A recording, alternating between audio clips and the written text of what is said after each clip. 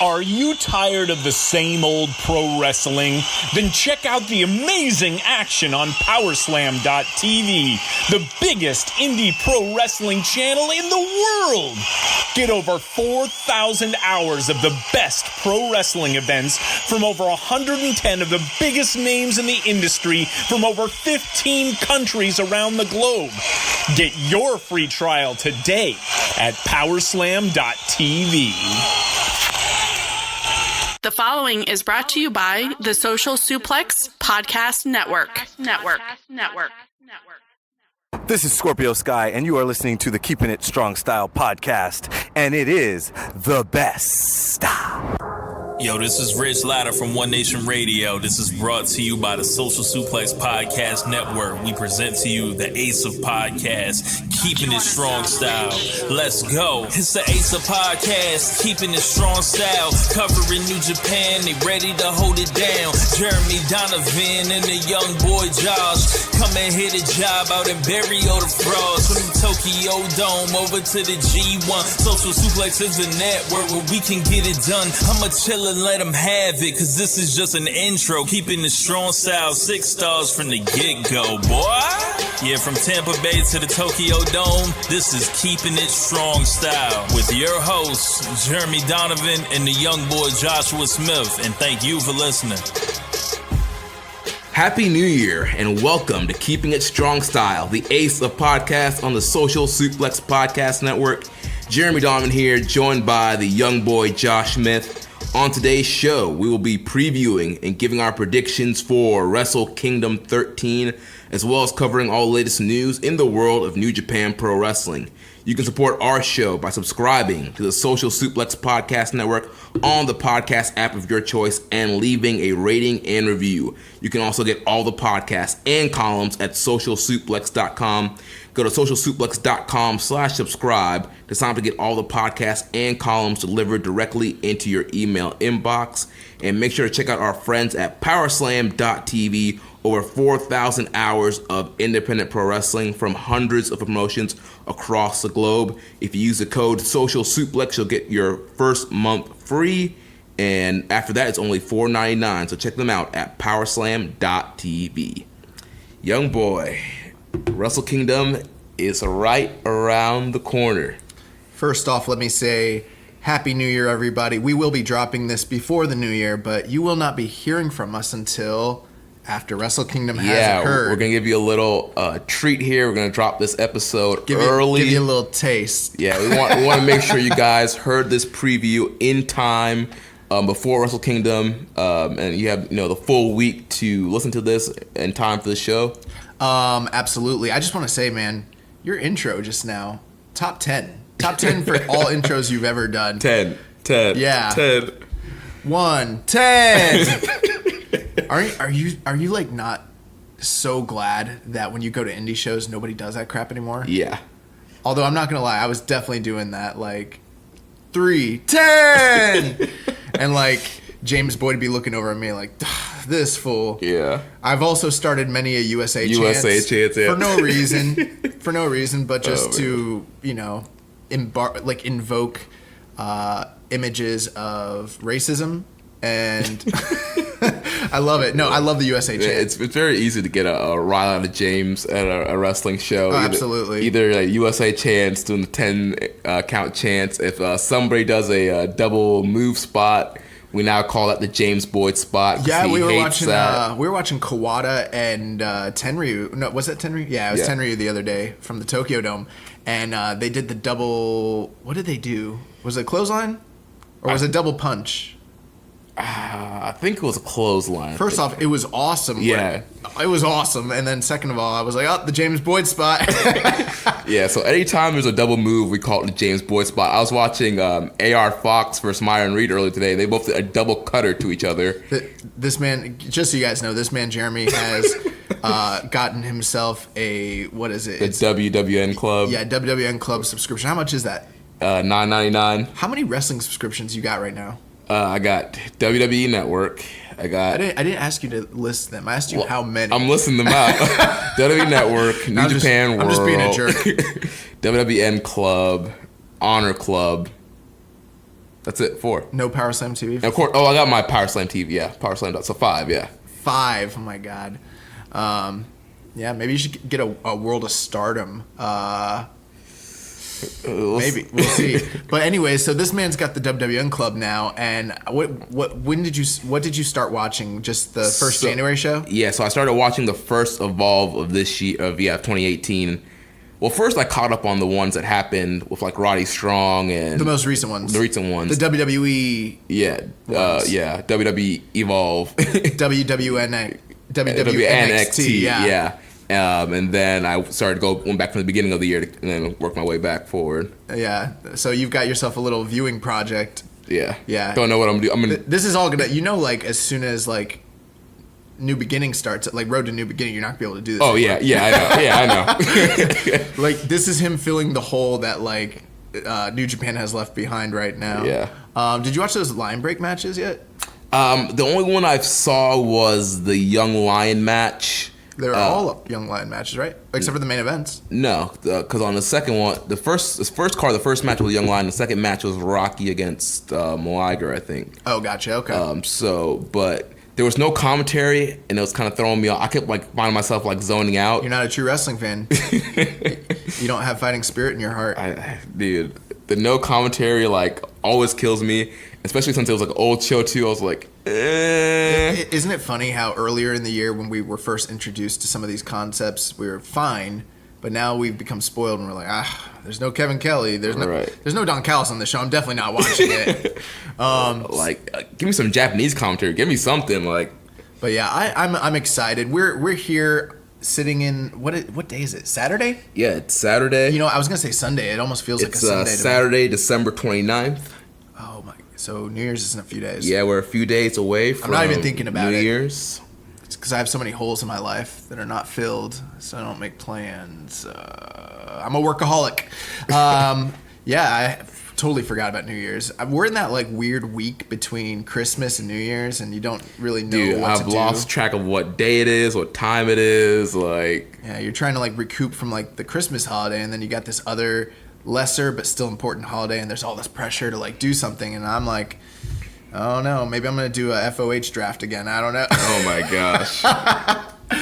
Oh my god. Hey, just on the subject, because we were talking about it before, if anybody's listening and I offended you with my vulgarity or my lack of cohesiveness or my slander, I do apologize. FOH Josh is not the Josh that sits before you. In fact, I'm glad that we have a new year. I'm sitting here feeling very thankful because I'm like, I need to get my life in order. And that's all going to start with Wrestle Kingdom. Yeah. Bro, next year I'm going to be at Wrestle Kingdom. You mean 2020? I'm already in 2019. I'm in the future. Gotcha. So in 2020, yes, I'm going to be at Wrestle Kingdom. I've already made up my mind. I've said it several times, but I'm dead serious. Dude, I'm right there with you, man. You want to go? Yeah. Do I want to go? Of course I want to go. We got to ask Zach. Yeah. We got to ask Jamie. We got to hit up Chris over in good old Aussie land. Yeah. See if he wants to come. Yep. Hit up some of our other boys. I don't know. We'll see. We'll run it, man. We'll run it. But I'm excited. This is weird. It's kind of throwing me off because I'm so used to like getting off on a Monday, coming home, rushing to like get a workout in or buy some groceries or take a nap or whatever the crap it is I do before we record.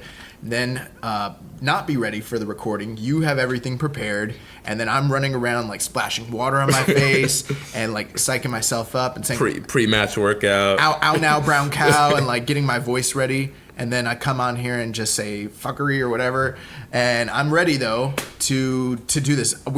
Here's the thing, guys. We're sitting here, sans notes. I have no prepared. Like, this is me off the cuff. Like, this is off rip. We're going to rip it to bits. We've been preparing all year. I do feel like we've been preparing all year. That's why I feel so confident for us to just sit here with, like, I don't have my iPad. I don't have notes. We just got a mic, two guys, and your iPad because I feel like we got this on lock. Yeah. I haven't even thought about what I'm going to say before we start this. I haven't even thought about predicting winners up to now. Partly because I am a little bit overwhelmed by trying to do it accurately. Yeah. But now that we're out here on the air, like, we have to do it, so I'm ready. Like, yeah. we're gonna work it out logically. We're gonna go through the stories. We're gonna go through the situations, and the booking logic, and put on our Gato caps and see what the future holds for New Japan, and give you guys an excellent, not just an excellent, the ace of previews when it comes to Wrestle Kingdom 13. Yes, the best New Japan Wrestle Kingdom preview. I do feel really proud of the product that we put out there. I'm not even gonna lie. Like, I do. I think that there's a lot of people that do great jobs, but it's not coming from a prideful place, but like, I feel always genuinely proud. Aside from the FOH draft, I feel genuinely proud of the podcast content that we put out. Yeah, man, we're on fire right now. We're such marks for ourselves, dude. I'm the biggest mark for myself. Oh man! Oh my God! All right, let's get this going. So things are going to kick off with the pre-show, the number one contender gauntlet match for the Never Openweight 6-man tag team championships, and we have the team of Taguchi, Toru Yano, Togi Makabe, the team of David Finlay, Jeff Cobb, and Yuji Nagata replacing Michael Elgin. We have the team of the Best Friends, Chucky T. Beretta, and Hiroki Goto. We have a KES team a Suzuki-gun team of KES and Minoru Suzuki. And then the final team is a Bullet Club Elite team of the Villain Marty Scurll, Tokyo Pimp, Yujiro Takahashi, and Hangman Adam Page. What a lineup. So let me ask you, since we're on the subject, we're not getting a Rambo this year. Right. With us not getting a Rambo, we are getting 5 6-man teams here. But we are not getting any sort of wackiness. So there's not going to be a cheeseburger coming out. Like, these are the 5 teams, to the best, at least to our understanding. Right. I mean, who knows? Day of, that could be like there's a special 6 team. Although the gauntlets, I don't think the gauntlets in the past, correct me if I'm wrong, I don't think they usually have this many teams. 5. It's usually like 3 or 4. Yeah, I feel like 4. Yeah, so and it's already a long match, so this feels like it's going to be long with these 5 teams on the pre-show, so I'm not expecting them to throw anybody else out there. So part of me is kind of disappointed. Like, I loved the Rumble. I love the Rumble. Like, seeing like Kitamura come out there and all these surprises, Scott Norton, Cheeseburger, Muda, Great Kabuki, all these. I don't think Muda ever came out for one, but like Kabuki definitely did. That's what I meant. Yeah, Kabuki, Fujinami came out one year, which was great. And I've been on this like quest to see Cheeseburger win it because he's always in the finals. Yeah, he always comes down to the very end. And it looks like New Japan has failed us with their long-term storytelling. Like, maybe next year. But do we have any idea the order that this match is going to take place? I don't know. We really don't. We have no clue who's going to be like starting basically. Right. Okay. So maybe we should just go team by team and talk about the backstories if there is any. Let's start with Taguchi Japan. So we've got Ryosuke Taguchi, Toru Yano, and Togi Makabe, who essentially are 3 guys from 3 different stables. I mean, obviously Togi Makabe and GBH is only 2 guys, and in the past he has regularly teamed with the Sekigun guys of Taguchi Japan. But seeing Toru Yano thrown in there, and the most violent players, that kind of reunion between him and Togi Makabe is a very interesting mashup. You've got 2 comedy guys, and then Togi Makabe, who's the Unchained Gorilla. What do you think of this? So it's very interesting, and I did see a funny team name for these guys on Reddit they were called the Most Violent Perverts. Oh, with Taguchi on there. That's apt. But like you mentioned, it's a kind of a mixed match team because these guys are kind of representing 3 different things and kind of all being put together here. We saw recently Makabe kind of helping out Chaos in the middle of this Bullet Club Chaos War. And they're doing those what's it called, the recount? Those the history of Chaos. They're very good. And also shout out to at NJPW Phoenix, Amy. Yeah. Because I mentioned it before, she's got an awesome write-up on her Twitter talking about the history that the most violent players. It's required reading. If you haven't read it, definitely check it out. So we've got that team, and then on the next team we got Dave Finlay, Jeff Cobb, and Yuji Nagata, and this feels kind of like a mashup of guys that are truly, I would call Sekigun. Like, Jeff Cobb really hasn't even found his place in New Japan yet. All we've seen him is teaming with like Elgin, essentially. Right.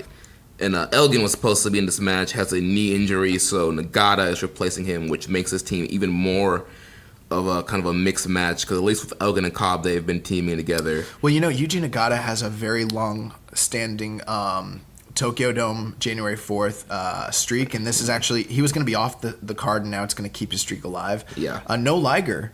Yeah, dude. The first time since '89, that he hasn't wrestled in the Tokyo Dome. So that's kind of sad. This is just a very strange team.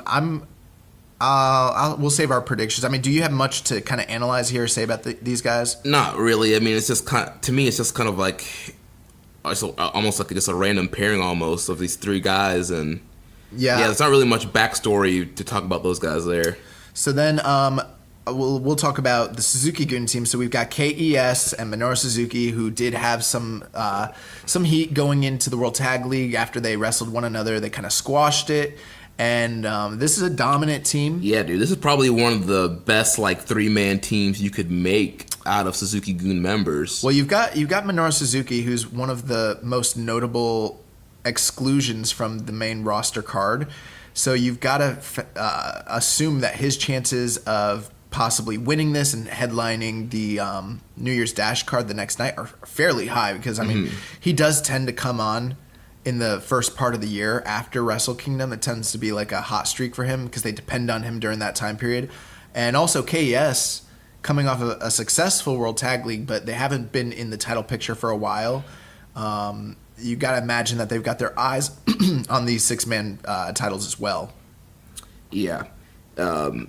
Like you mentioned, man, these guys are probably the 3 most dominant guys in the whole faction, minus like Zack Sabre. I can definitely see these guys, running the gauntlet, so to speak. Sure. And just destroying guys here. Before we move on, I'll say I could see them coming in the middle and then being like, maybe one of the other teams goes through two different guys and they're doing really well, and then KES shows up and they just get them out of there real quick, because that's probably what's going to happen. But let's talk about the Chaos team. Yeah, so we got best friends Chucky T. Beretta teaming up with Hiroki Goto here. Allegedly best friends. So Chucky T's been doing this whole they did this whole thing, the World Tag League tour, where he kind of snaps in the middle of the match and gets DQ'd and starts hitting his opponents and even sometimes his teammates with chairs and weapons.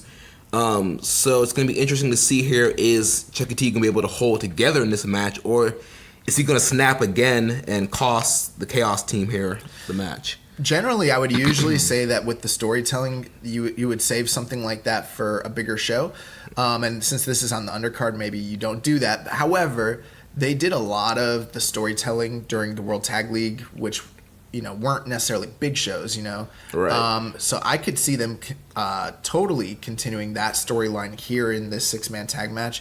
And I have a feeling it's going to culminate. My prediction is going to culminate at New Year's Dash in some form or fashion. That's typically the time when we get a lot of shifts and changes to start out the year. So I feel like this match is going to be like the final draw or seed to lead to whatever it is that's going to happen, whether it's Chucky T and Beretta squashing it, whether it's one of them turning on the other, or what have you.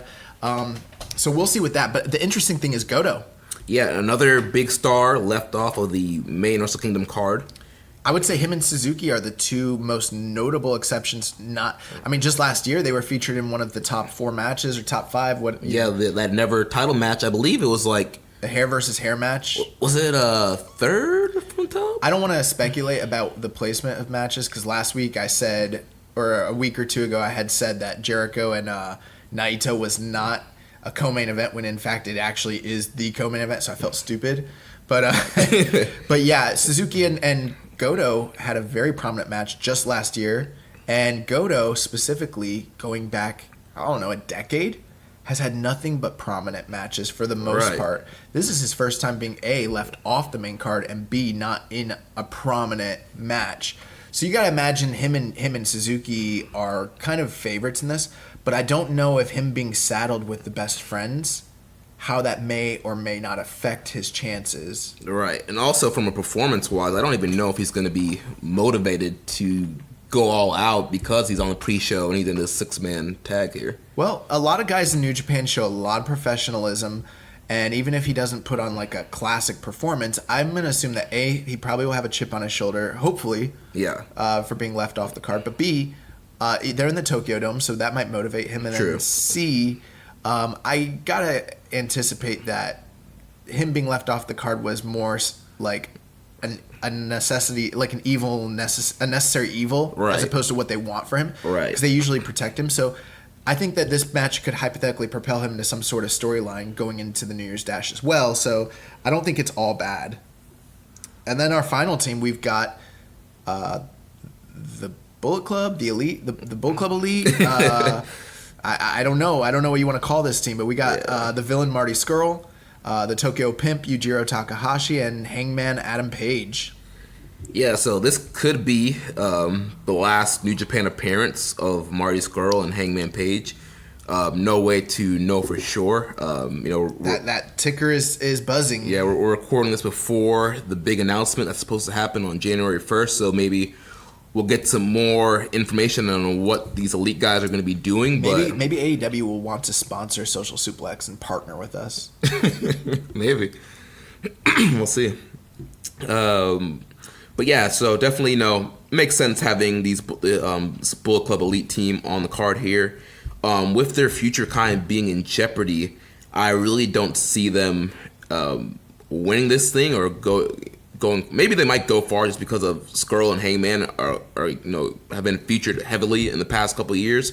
But I don't see them winning just because their future is uncertain right now. That, and also it's kind of like, I don't want to say it's the riffraff, but I feel like anytime you get teamed with Yujiro, by association, it's kind of a riffraff mashup. Even if you're a star like Marty, or even if you're a breakout guy like Hangman, you're on the bottom of the 6-man here, and So I want to do this, and I don't want to spend too much time on this, but let's do this real quick.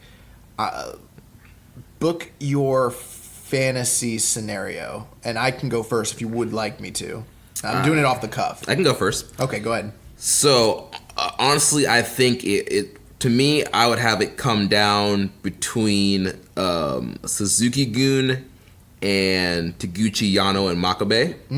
Interesting. And I think I would run the, rekindle the Yano-Suzuki feud and have Yano pin Suzuki once again and have the surprise team of the most violent perverts win the contendership. That's your prediction? Yeah, that's my prediction.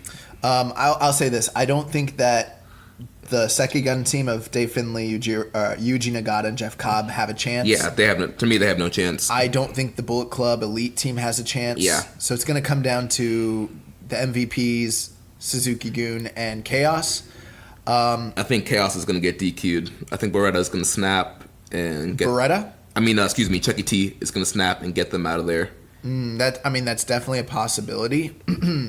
I almost wonder if they would be willing to hold off and do the final breakup, like tease that things are good, right, and then do the breakup the next night, to kind of throw you off the scent a little bit. But yeah, I was gonna say that it was gonna be Suzuki and Goto in the finals, those two teams. But when you mentioned the I keep putting my faith in the best friends, and they don't get pushed the way that I think they should, or that I might anticipate them, like if they're in Ring of Honor sort of thing. They keep letting me down every time I put faith in them in New Japan, and they're upper mid. They're not at the top of the tag division when it comes to New Japan, and it looks like they're going to split them up. So there might be something to what you're saying. Maybe I shouldn't put my stock in them, especially considering last year Beretta and the Chaos team that was my prediction, and they ended up actually winning. So I felt very vindicated because that was a tough call. And then you bring up a very interesting point when you mentioned this MVP team. The only thing is, I could see them winning, but I could also see them taking the loss and it being no big deal whatsoever. True. I guess what I'm going to base my prediction off of is who's likely to face the Bullet Club. The Bullet Club OGs, the team of Tamatonga, Tangaloa, and Ishimori the next night in Cork and Hall. And that is the face team, and so you might think that would be the guys you should go with. Right. I'm really torn here. Really, really, really torn. I think that I'm going to go with Chaos. Okay. I was initially not considering who that could make sense, especially, there's been the tease of Chucky T being the mole. So if you're kind of thing of holding off the snapping, like, so they're fine this whole gauntlet, they win the gauntlet, then the next night at New Year's Dash, it's Chaos versus Bullet Club for the titles. Then Chucky T snaps and reveals that he's been the mole and joins Bullet Club. I was actually going to initially say Suzuki-gun just because they're so dominant. Right. That was my initial pick too. And Suzuki needs something to do, and if they win, I won't be surprised. But then when you start throwing in that MVP curveball, I was like, ooh, Most Violent Perverts could definitely do this, and that would make sense to have them headline because, they got Makabe and Yano. They're all popular guys. Right. And I feel like it's such an oddball kind of team that people are kind of like, not thinking they have a chance.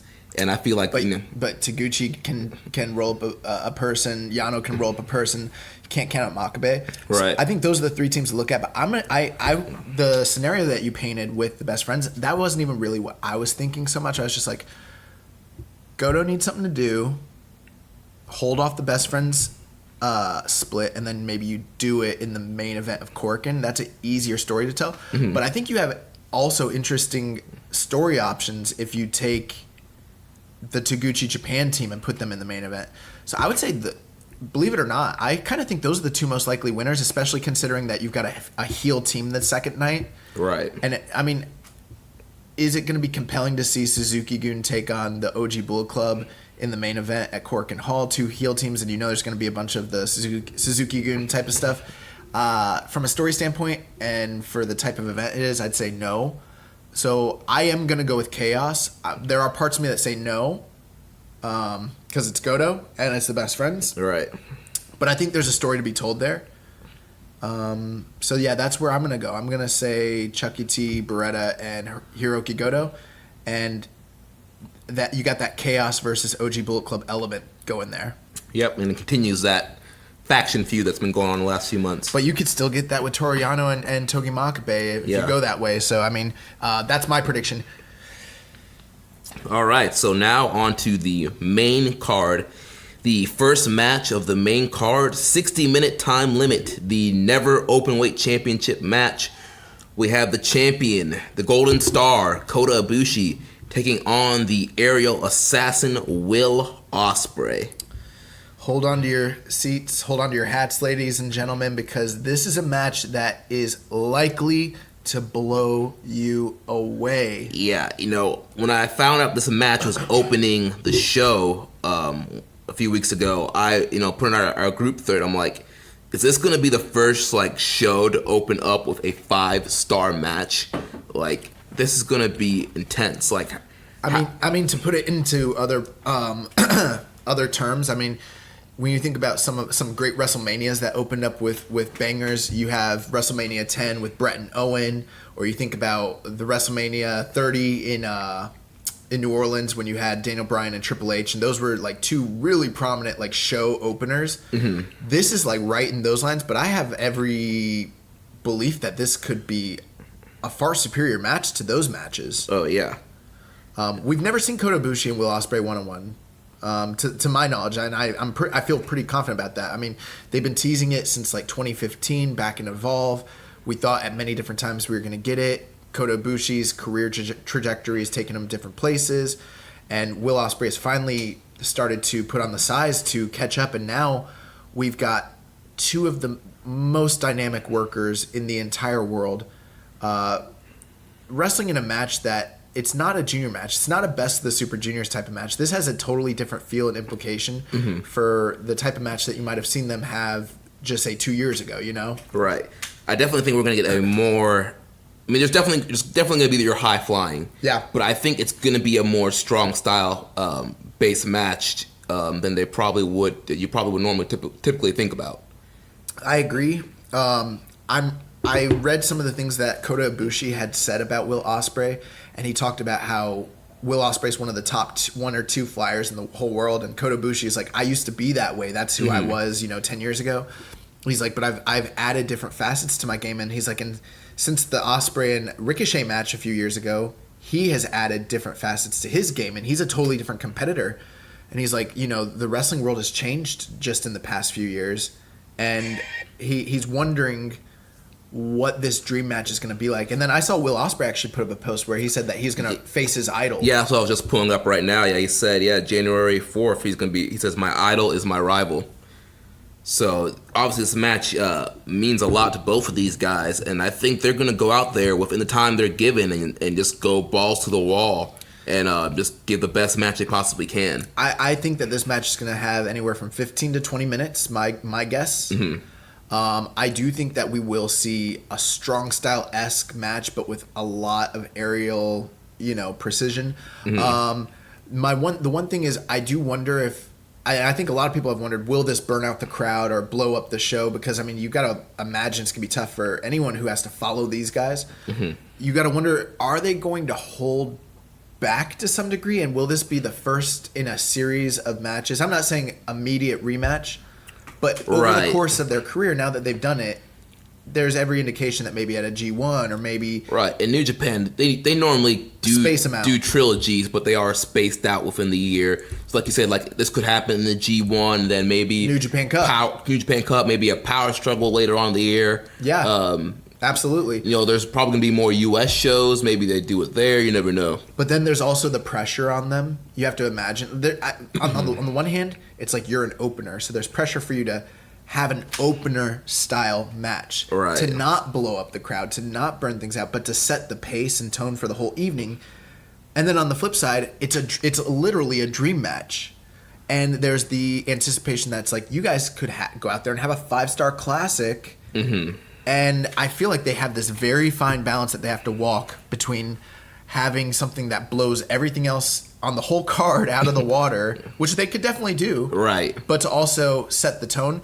I think them being in the... I'm going to say, for me, I'm going to imagine that this match actually ends up being somewhere between 4.5 to 4 3/4. Very fast-paced. And it's a style of match where they are feeling each other out. They end up going balls to the wall at the end. And then eventually, once it's over, it does get you excited for the rest of it, and it doesn't make you feel exhausted like you just watched a war. Right. I think it's going to be a sprint more so than a prolonged, epic. Right. I don't see it as being an epic. I think they got one in them, and I think we'll see that later in the year. Watch out for the G1. That's my pick. I think these guys will be in the same block in the G1, and we'll see an epic at that point.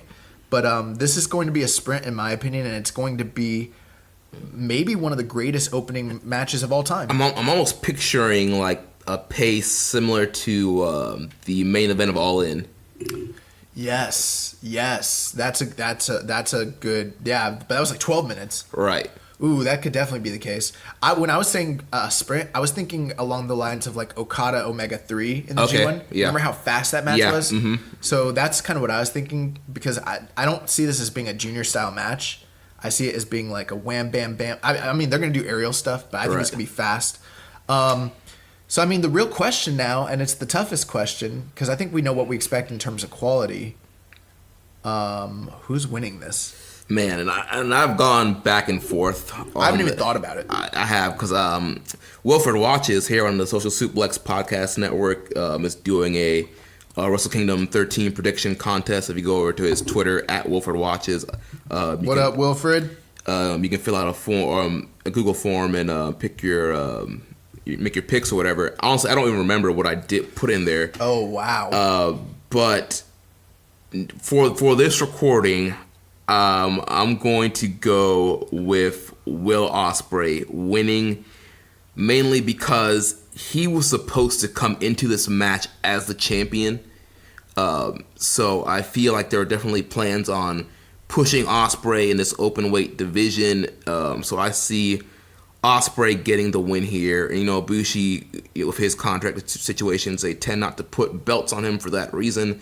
So I see them kind of hot potatoing, putting it on Ospreay, and pushing him in the future in the heavyweight division. You make some great points, Jeremy. But I will say this. They have put this Never title specifically on guys like Shibata and other like Masato Tanaka, guys that were non-contracted, because it's not really that important of a title. Right, yeah. Without the fear of them like jumping ship. And also Kota Ibushi is an honorable person. You know, he's Japanese. And I mean, that might sound like kind of like me being like weird, but in their culture, if you have a title, you're not going to pull a Medusa or an Alundra Blaze and jump to All Japan or something with the belt. You know what I mean? Throw the belt in the trash. I don't see that being like the fear. I do think that them putting the belt on Kota Ibushi is a far cry from them putting like, say, an IC title or you know, an IWGP heavyweight reign on him. I think it's a totally different deal. I did think that Will Ospreay was going to...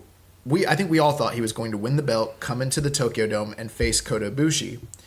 I always thought that at that point Kota Ibushi was going to lift the belt off of him, and they would basically say he had, you know, he won the title, but now he has a chase because he's this undersized guy coming into the Never division, and now he has a goal. At this point, he's already won the belt. So now, if he wins it, he's going to become a defending champion in this weight class. I see him losing. I see him losing for this reason. I think if you put the title on him and he wins, now he's quote unquote an open weight champion. He's not a heavyweight. Right. He's a junior who's wrestling heavyweights, and it's kind of ambiguous. If he loses this match though, and he looks like a star, I think Kota Ibushi's gonna make him look like a star. And afterwards, he says, I am a heavyweight. There's no ambiguity about what he is. He's not the open weight champion. Right. He is a heavyweight. I also think that Kota Ibushi has bigger things in store for him for the next year. And I don't see him putting over Will Ospreay. I think that Will's the guy that needs to take the loss. And I think Kota's the guy that needs to get the Tokyo Dome win to set him up for... And I see him dropping the belt. I don't see him having a really prolonged reign. I could see him losing the belt, you know, within a matter of, you know, New Beginning or, you know, Sakura Genesis, what have you. But I do see him at least getting a big Tokyo Dome win, and then having a huge 2019. I also see Will Ospreay chasing this belt in the foreseeable future. I don't think this is where Will Ospreay, you know, gets his title win. Gotcha. You made some great points, and honestly, I could see it going either way. I could too. I'm not very confident. This is the epitome of 50-50. Yeah. And that's what's great. That's what you love about wrestling, and that's what we loved last year when we talked about the Tokyo Dome. And this is awesome booking, and I'm very excited for this match. Yeah, man. It should be amazing. I also love that we got different thoughts on this stuff. Yeah, it's good. It's different because usually we're like, yep, that's who I got. Yep, that's who I got. So next we got the second match on the card is the IWGP Junior Tag Team Championship match. A triple threat with the champions Kanemaru and El Desperado defending against the Super Junior Tag League winners Roppongi 3K, Sho and Yo, and the other challengers, the LIJ team of Bushi and Shingo Takagi. Sometimes when we watch these shows, if I don't verbalize my thoughts, I go in there with less expectation, and then I don't get disappointed. When we do a preview like this and I verbalize my thoughts, and then I feel like it's like, you know, The Secret. I'm putting it out there in the universe. Right back. Yeah. But I do feel like the things I'm saying, in my mind, they make sense and they're logical. And so I assume that that's what once I say it, I'm like, oh, that's exactly what New Japan's going to do. And then every year when I'm wrong about a match, I'm like, I get mad because I feel like my booking scenario should have played out. Right. So I'm going to say this. My booking scenario, I gotta tell you, I think Sho and Yo have to win this one. Well, I'm right there with you. I think Sho and Yo is gonna. That's my pick to win. Sho and Yo. I feel like they've been on a chase this whole year, trying to get these. Yep. Once they lost them to Kanemaru and Desperado. Yep. They've been on a chase the whole year, and that's been the whole story here. Has been Roppongi 3K chasing these guys. Every time they get this close to beating them, and then Suzuki Gun cheats and wins. And then LIJ has been peppered into this feud. You know, earlier in the year, it was Hiromu and Bushi. And now Shingo taking Hiromu's spot is in there. So, you know, obviously they're growing the rivalry between Sho and Shingo. But honestly, I think the main story here is still Suzuki-gun and Roppongi 3K. And I think Roppongi 3K will finally get the big moment they've been waiting for, get that big title win. and once again be the top team in the junior tag division. At this point in time, these are essentially the only 3 tag teams we have in the junior tag division, unless you want to count like Liger and Tiger Mask, which I kind of don't. Right. Even though we had a whole junior tag league, most of those were outside contracted workers or mishmashed teams. And a lot of those guys we're not going to see come back in the near future because of all the talent poaching that's taking place in the world of wrestling. So with that being said, Sho and Yo, if they lose here, these are 2 guys that were essentially set up as the aces of this division. And now, a year later, when they have a chance to have a crowning achievement, they lose again. They're just going to be forever chasing. And at that point, it's like, well, what do you do with them? Do you either split them up and have them do singles? Do you just kind of put them on the back burner and make them part of these multi-man matches? Do you have them and Rocky be a 6-man and go for the nevers? I mean, those are all things you could do, but I don't feel like any of those decisions benefit 2 guys of the level of star quality that they are. I feel like after chasing for a whole year, they need to take the belts off of Kanemaru and Desperado. Kanemaru and Desperado have had a fantastic title reign, better than probably anyone expected. You know, numerous title defenses, a lengthy reign. But this is not Okada in last year. Yeah. It's not like a legendary, historic title reign. It doesn't really benefit them any longer to continue to hold on to those belts. The guys that need the rub is Sho and Yo. I'm sure there's listeners who are like, well, what's going on with LIJ? You're discounting LIJ. I think Shingo, he's got singles in his future. Dude, he's a single star. He's a single star. Honestly, I think, teaming him with Bushi for right now, it's almost just a way to put him... It's a get-by. It's a way to put him on the back burner to still feature him, but not go all the way like they planned. I agree. In 2019, it's going to be a big year for Shingo. If Shingo wasn't here, Bushi would be either off this card entirely or he would be working that 6-man gimmick. He's lucky that Shingo is here. Yeah. I don't think if Hiromu was around, they would be tagging. Hiromu would probably featured in the junior title. Yeah. So for that reason, I got to say I don't see them putting the titles on them. Now, they could. Right. LIJ, top merch sellers, very popular. Maybe they want to put a shine on Shingo, but I don't think you should do that at the expense of Sho and Yo. I think Sho and Yo are staples of this division for the time being. Right. I mean, and that's been the whole story they've been telling the whole year. It's the culmination of the story. They need to pay it off now. They can't. I don't think we need to chase anymore. Like if they don't win it and then say they get it 2 months from now, it's gonna be a deflated victory at that point. Yeah. This is their time. This is their time. They need to win it. I'm going Roppongi 3K all day. Me too. And also, I think that before we move on, I want to say this. Putting these 3 juniors right after Bushi and Ospreay, very smart decision because they can kind of up the ante as far as aerials and craziness, but also it's not a singles match, so it's a totally different style match. This match is going to be chaotic. Yeah. And all over the place, and so they don't have to live up to the same standard that Ibushi and Ospreay set, and I'm sure you're going to see a lot of shenanigans with Roppongi with Suzuki-gun and with Bushi. I think this is the smartest match you could have possibly put behind a big match like Ibushi and Ospreay. Yeah. To set the tone for, and it's one of the reasons that this card on paper looks great. It's not just the matchups; it's the card structure. The structure is so smart. Yeah, it's gonna be great. Oh my God, the next match. Yeah, so match number 3 is for the Rev Pro British Heavyweight Championship. The champion, Tomohiro Ishii, defending against the challenger, Zack Sabre Jr. I'm very excited for this.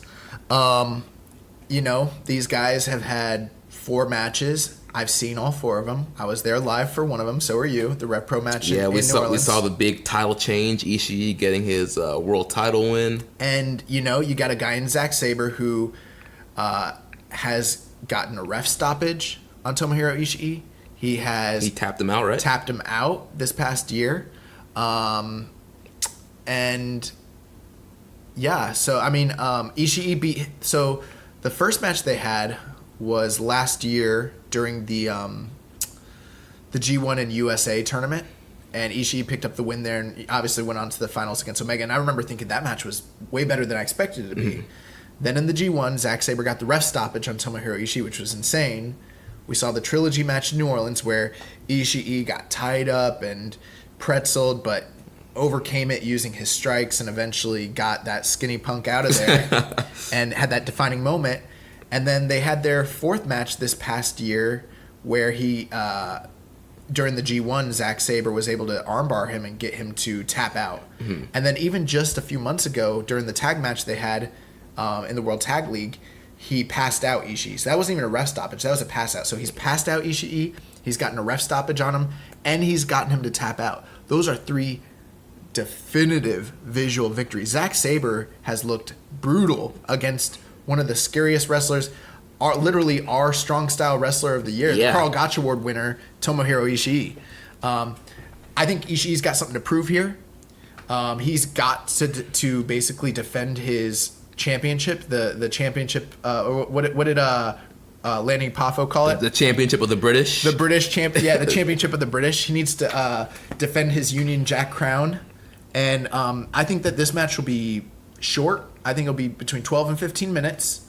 I think it will be excellent because these guys have so much familiarity with one another. Right, and not only the singles matches, but like you mentioned, the World Tag League stuff. Also, there have been several tag matches in Rev Pro. They've had a lot of tag matches this year. Yeah. This has kind of been like an under-the-radar feud. Yeah. We would have done it as a feud of the year candidate, but same thing with maybe the Suzuki matches, but so many of them took place outside of New Japan, it didn't feel like it translated to being a major feud in New Japan. Yeah. But this feud has been going on, and this is the big payoff. I mean, Zack Sabre's never had a big Tokyo Dome match like this. Ishii has had some big matches, but that was in the Never division. This is his first Rev Pro title, and I think they really do want to showcase this title. And it's smart because all those Ring of Honor title matches that they used to do in the Dome always involved American guys. Right. But Ishii's one of the most over guys in Japan, and they've got this. This is the smart way to get the Rev Pro title over in the Dome. Right, they're using 2 guys that are over in New Japan. Yeah, they made Zack Sabre a star this past year. Yeah. So this is a high stakes match. It has meaning and significance. I'm very excited for it. I think Tomohiro Ishii is going to retain the title here. That is my pick also. We're back on the same page. Now, I'm nervous saying that because Zack is one of the all-time longest reigning Rev Pro champions. Mm-hmm. It would make a lot of sense. I'm sure. I don't know how he does, ticket-wise, but with everything changing so drastically in England, that's probably a big ace in your cap if you can headline your shows with Zack Sabre, given the NXT UK stuff. So there might be incentive to run Zack as champion again. Mm-hmm. However, I feel like the New Japan guys are a huge draw in the UK market. I agree. I feel like those guys, the UK almost values them a little bit more than the US does. Like they come over there and like they're treated like gods. And I feel like maybe it's the companies too. I think that the way Rev Pro treats the Japanese stars versus the way that Ring of Honor books them and treats them is vastly different. Yeah. And they're two totally different types of companies. Right. In terms of their goals and growth and aspirations, it's very different.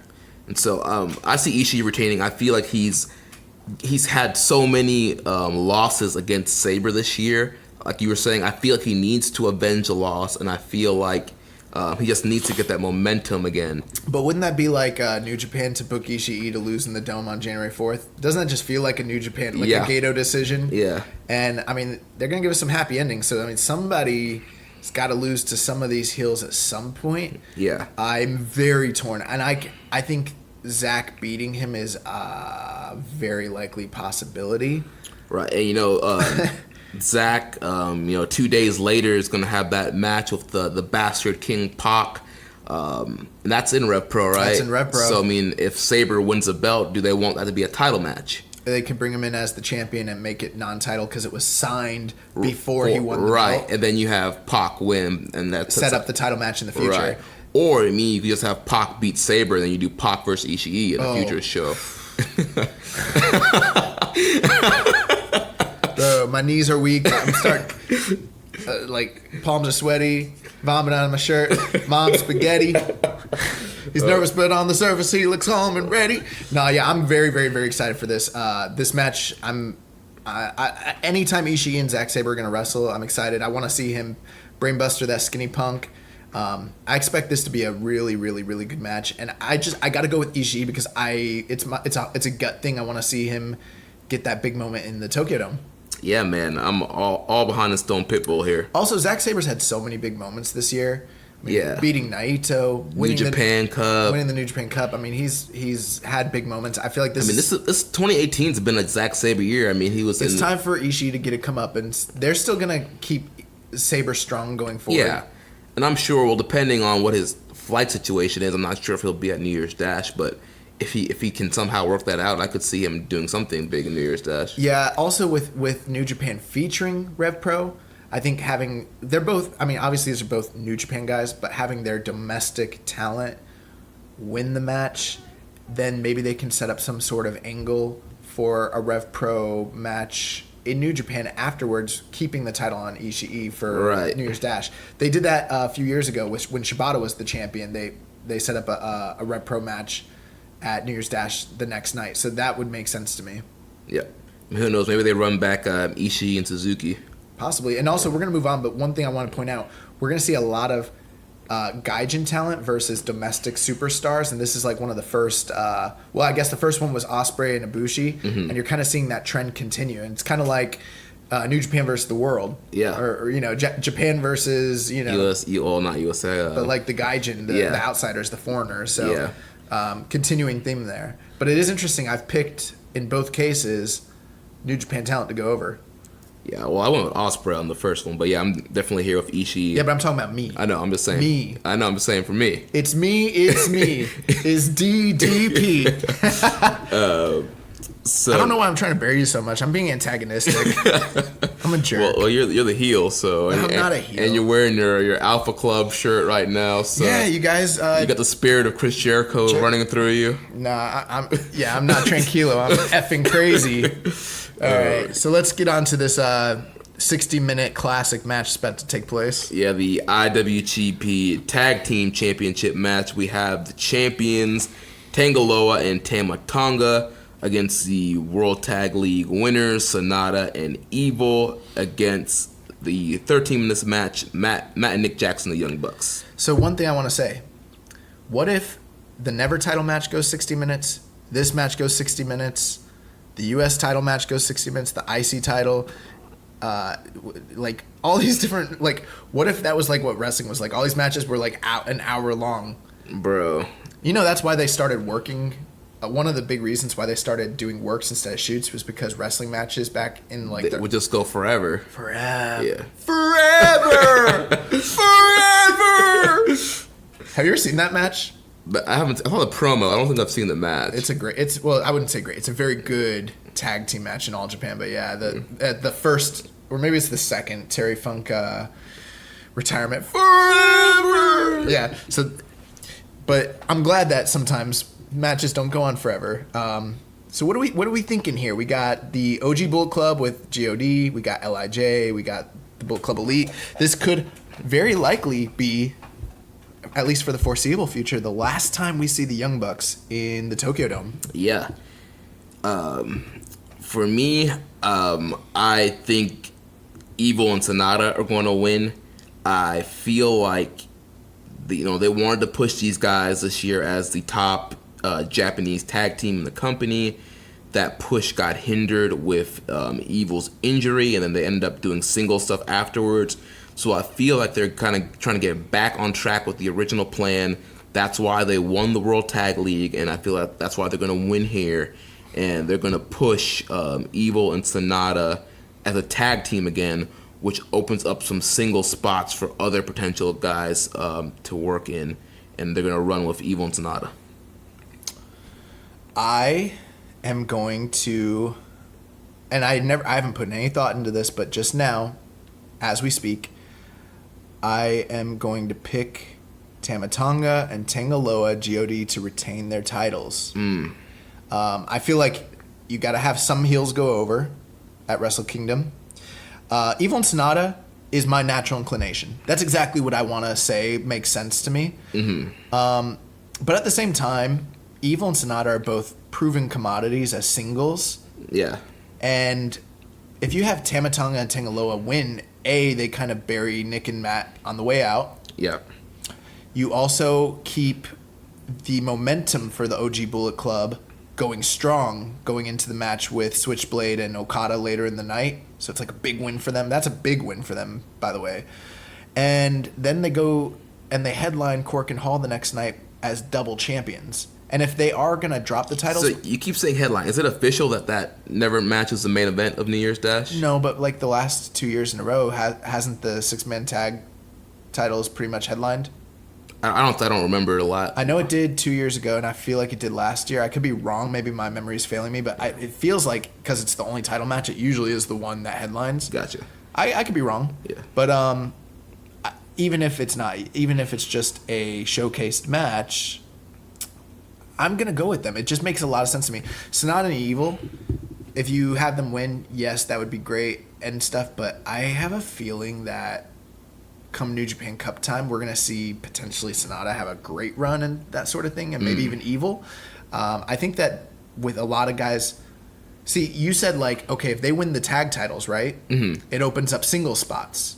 But when in reality, I'm anticipating... I'm going to just bank on the idea that the elite guys are leaving, and we need singles guys to move up. They're two of the most poised guys to be ready to move up. Yeah. And that's why I feel like don't put the tag titles on them. Keep it on GOD and move those two guys up into those single spots. They've already they both headlined pay-per-views this past year. Sonata with Okada, Evil with Jericho. It makes more sense to me to split them up after this and make them... They already won the World Tag League twice in a row. They've proven themselves.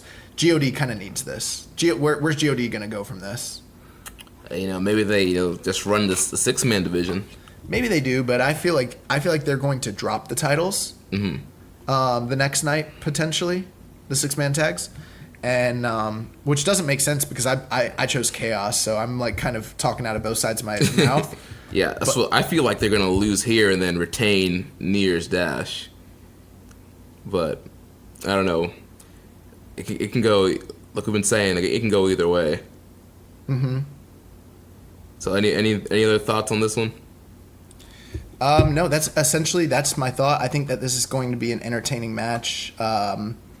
I think the big thing is we're talking mostly about GOD and LIJ, and we're kind of just discounting the Young Bucks, and you got to feel like they're going to be... I feel like they're going to be the ones who take the pinfall. Yeah, definitely. Put the guys over on your way out. Matt's back is hurt, and I feel like they're gonna. I feel like they're gonna try to do a blowaway performance because it's their potentially last time in the Tokyo Dome. Yeah, maybe we're wrong. Maybe they're staying. Well, what if it's not? What if the elite guys win all the matches and they're like, they could. We're staying. We're partnering with New Japan, and yeah, they might be staying. Yeah. See, I do think that there will be some elite presence next year in New Japan. I don't doubt it. But even with that, I still don't think the Bucks are going to win. Here's the thing, though. If they all win all their matches, they're tipping their hand to what's going to happen going forward. Or maybe it just confuses us. I don't know. But it feels like if they lose all their matches, now there's uncertainty in the air still. And if they do stay, then great, But they're freed up to leave. So now, before they make their announcement, you have no clue. It looks like they're leaving. You don't know what they're doing. The announcement's happening before this show, though. Oh, is it? You're right. My bad. I'm working off false pretenses. But still, even though they make the announcement, they're not saying whether they're staying with New Japan or not. So that there's still that's true. That mystery could still be. That's why you're such a great partner on this podcast. You're so astute. You're like Mike Tenay. You're like Chris Charlton. You're just. But yeah, so this will be good. I don't think that this is going to be anywhere near the top match of the show, but it should be very entertaining. Yeah.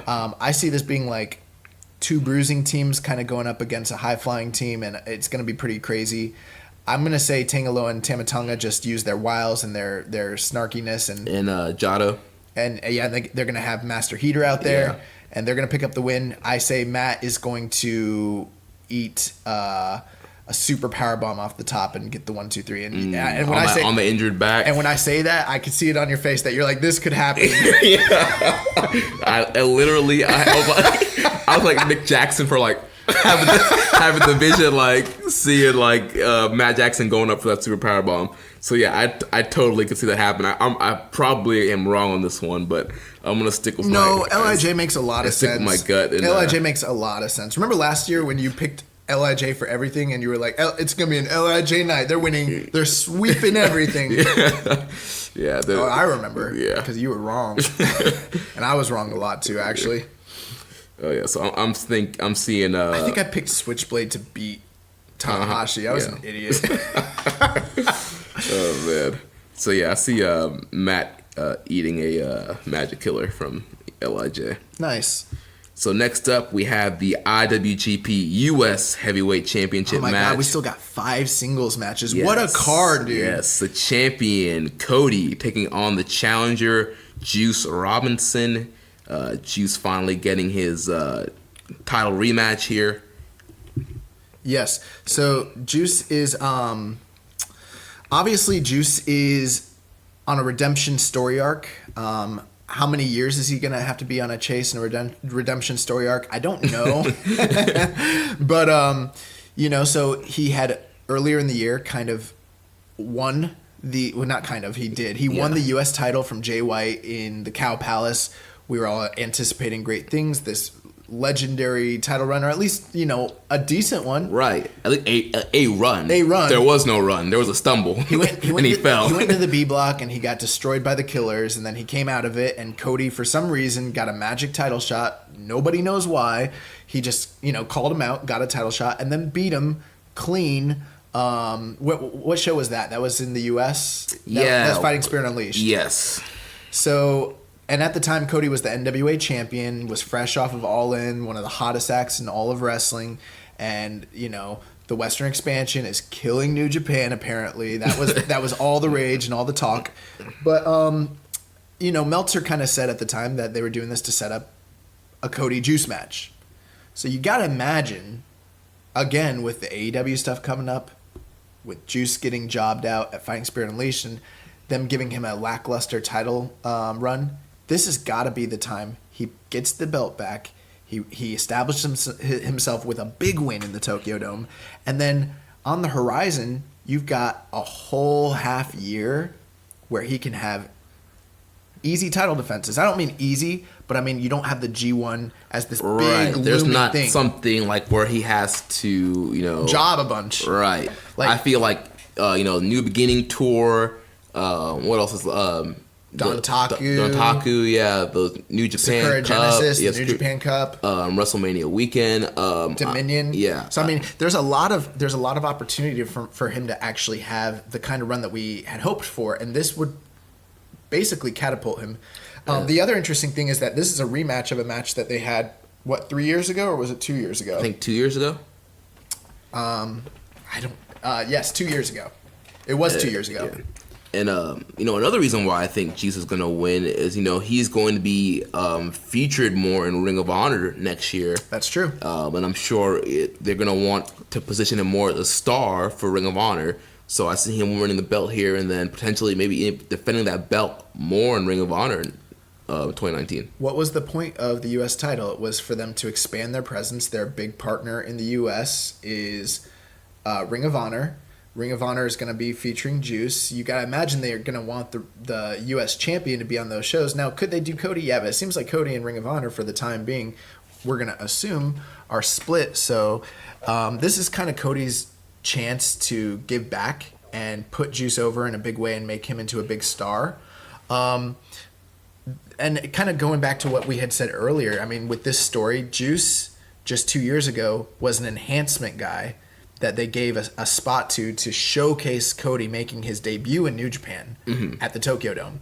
I liked the match. I thought it was entertaining. It wasn't blowaway. Right. It was a good match. But it was a good match, but Juice was obviously not on Cody's level at the time. He was just graduating from the dojo, this former NXT guy, and then you got Cody, who was like a former IC champion, this indie darling, newly found indie fame, Ring of Honor, Impact, Evolve, all that sort of stuff. So Cody was kind of made his bones off of Juice. This is Juice's chance to avenge that loss, avenge the loss to him a few months ago, regain his title, regain his self-esteem, find his placement in New Japan. It's a redemption story, and he needs this win. If he loses... Then he's a geek. He's a geek. He's a jag. I know that a lot of times people are like, well, hold up. But, there are times where a guy can only lose in the big situations so many times before you go to him. Right. And they need to not do that to Juice. Like, this is his chance. This is time. The fans are behind him. Cody, he needs to get Cody out of there. I think this match will be good. Sound like Rich Latta. But yeah, I think it'll also be a good match. And yeah, I'm firmly behind Juice, and I'm hoping that Juice goes over here. And then our next match, we have the IWGP Junior Heavyweight Championship match. The champion Kushida taking on the challenger, the Bone Soldier Taiji Ishimori. Very, very, very exciting match. I don't think we've had a Kushida Ishimori one-on-one match yet. Yeah, they were in the A block and B block, respectively, during the Best of Super Juniors. And if they've ever had a singles match, maybe outside of Japan or outside of New Japan, I'm not aware of it. So they've kind of been saving this match. This is what I projected to be the finals of the Best of the Super Juniors. And I was wrong, and I dissuaded a lot of you listeners who sent in your ballots for that. I apologize. But we're finally getting it here, and all I can say is that this match is going to be great, but I anticipate it is time for them to make Taiji Ishimori a star. He's been looming in the rafters like Sting in 97, and it's time for him to descend on Kushida and to hit him with the freaking bat, hit him with the freaking Scorpion Death Drop, hold the bat to J.J. Dillon's neck, run wild on the NWO, kill fake Sting, and avenge WCW. So it's Ishimori's time. Yeah, and once again, I agree with you. Ishimori's been somebody they've been building since he came to the company. He had that big win against Will Ospreay night one on the Best of Super Junior tournament. He's another guy, I feel like he's almost been in a Shingo role where they've kind of kept him on the back burner with like the never six-man titles and featuring him, but not in like big roles. And now finally they have the opportunity to push him again in a singles role. So I think Ishimori is going to get the big win here. Yeah, I mean, this match has every opportunity, given the talent level and given the skill of these two guys, to be an incredible match. And I think a lot of people are sleeping on it. I have heard like other podcasters though be like, this is my sleeper pick to be match of the night. And I do say there's no way that given the matchups that are on this card, it could really realistically be the match of the night, only because I don't feel like there's enough story behind it or enough anticipation. But I think the crowd is I think that they're going to tell a compelling story. It's going to be very athletic based. Ishimori is a dynamo in the ring. Kushida is the consummate professional and just an incredible talent. But his time in the junior division, I mean, he's done everything there is to do. He does not need the win. Ishimori needs the win. And again, the same way that I predicted the OG Bullet Club to win the tag titles, I see him getting the big win here, taking the junior heavyweight title, and giving that momentum to Jay Whito when he faces Okada. But this match should be excellent. And I think it could potentially be a big star-making performance for Taiji Ishimori. Definitely. We've seen Kushida do that for Hiromu in the past, different guys.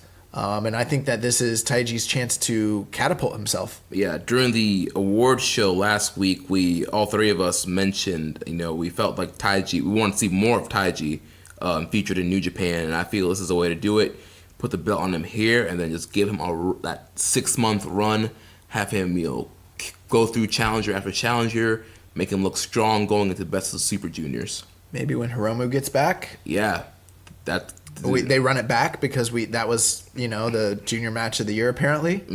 So yeah, I'm excited. I'm excited. It's gonna be great. I feel bad for Kushida because I feel like he's gonna be looking up at the 1, 2, 3, and he's gonna be wondering where do I go from here. Like he does every year. Yeah, but this time feels more definitive because now it's going to be like, really, where does he go from here? It kind of reminds me of like Liger, when Liger like ran out of stuff to do in the junior division and he was like, I've done it all. What happens next? Yeah. But Kushida's younger. Kushida versus Ospreay, never openweight title. Well, also think about this. His contract's coming up. And he was one of the rumored guys to be jumping ship, yeah. I'm not saying he's going to, but I'm just saying like, it's possible. It's possible. Yeah.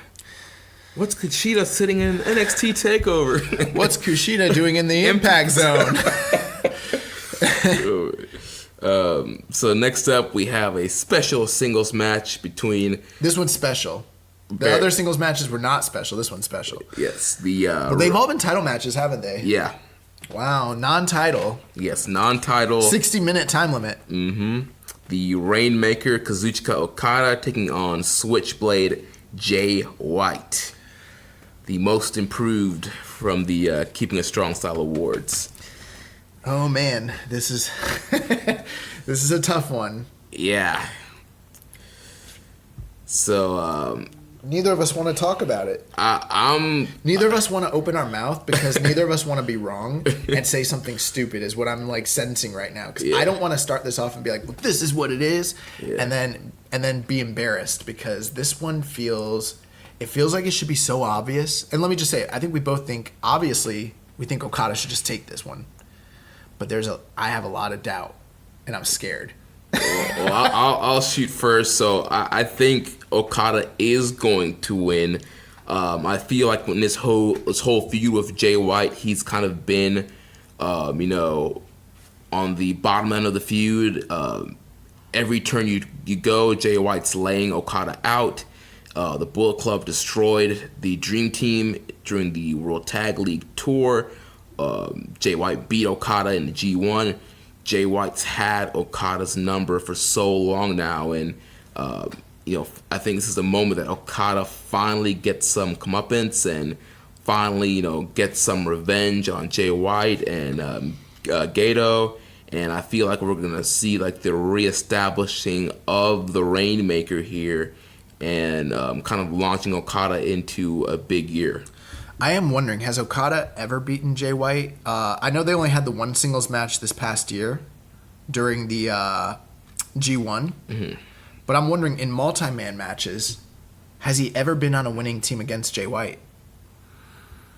I'm cage matching it right now. Yeah, go ahead and do that. Because, off the top of my head, right now, I'm only thinking about the Bullet Club versus Dream Team matches that happened during the World Tag League Tour, which they won none of those matches. Well, I mean, you had a really, really, really good point when you said essentially,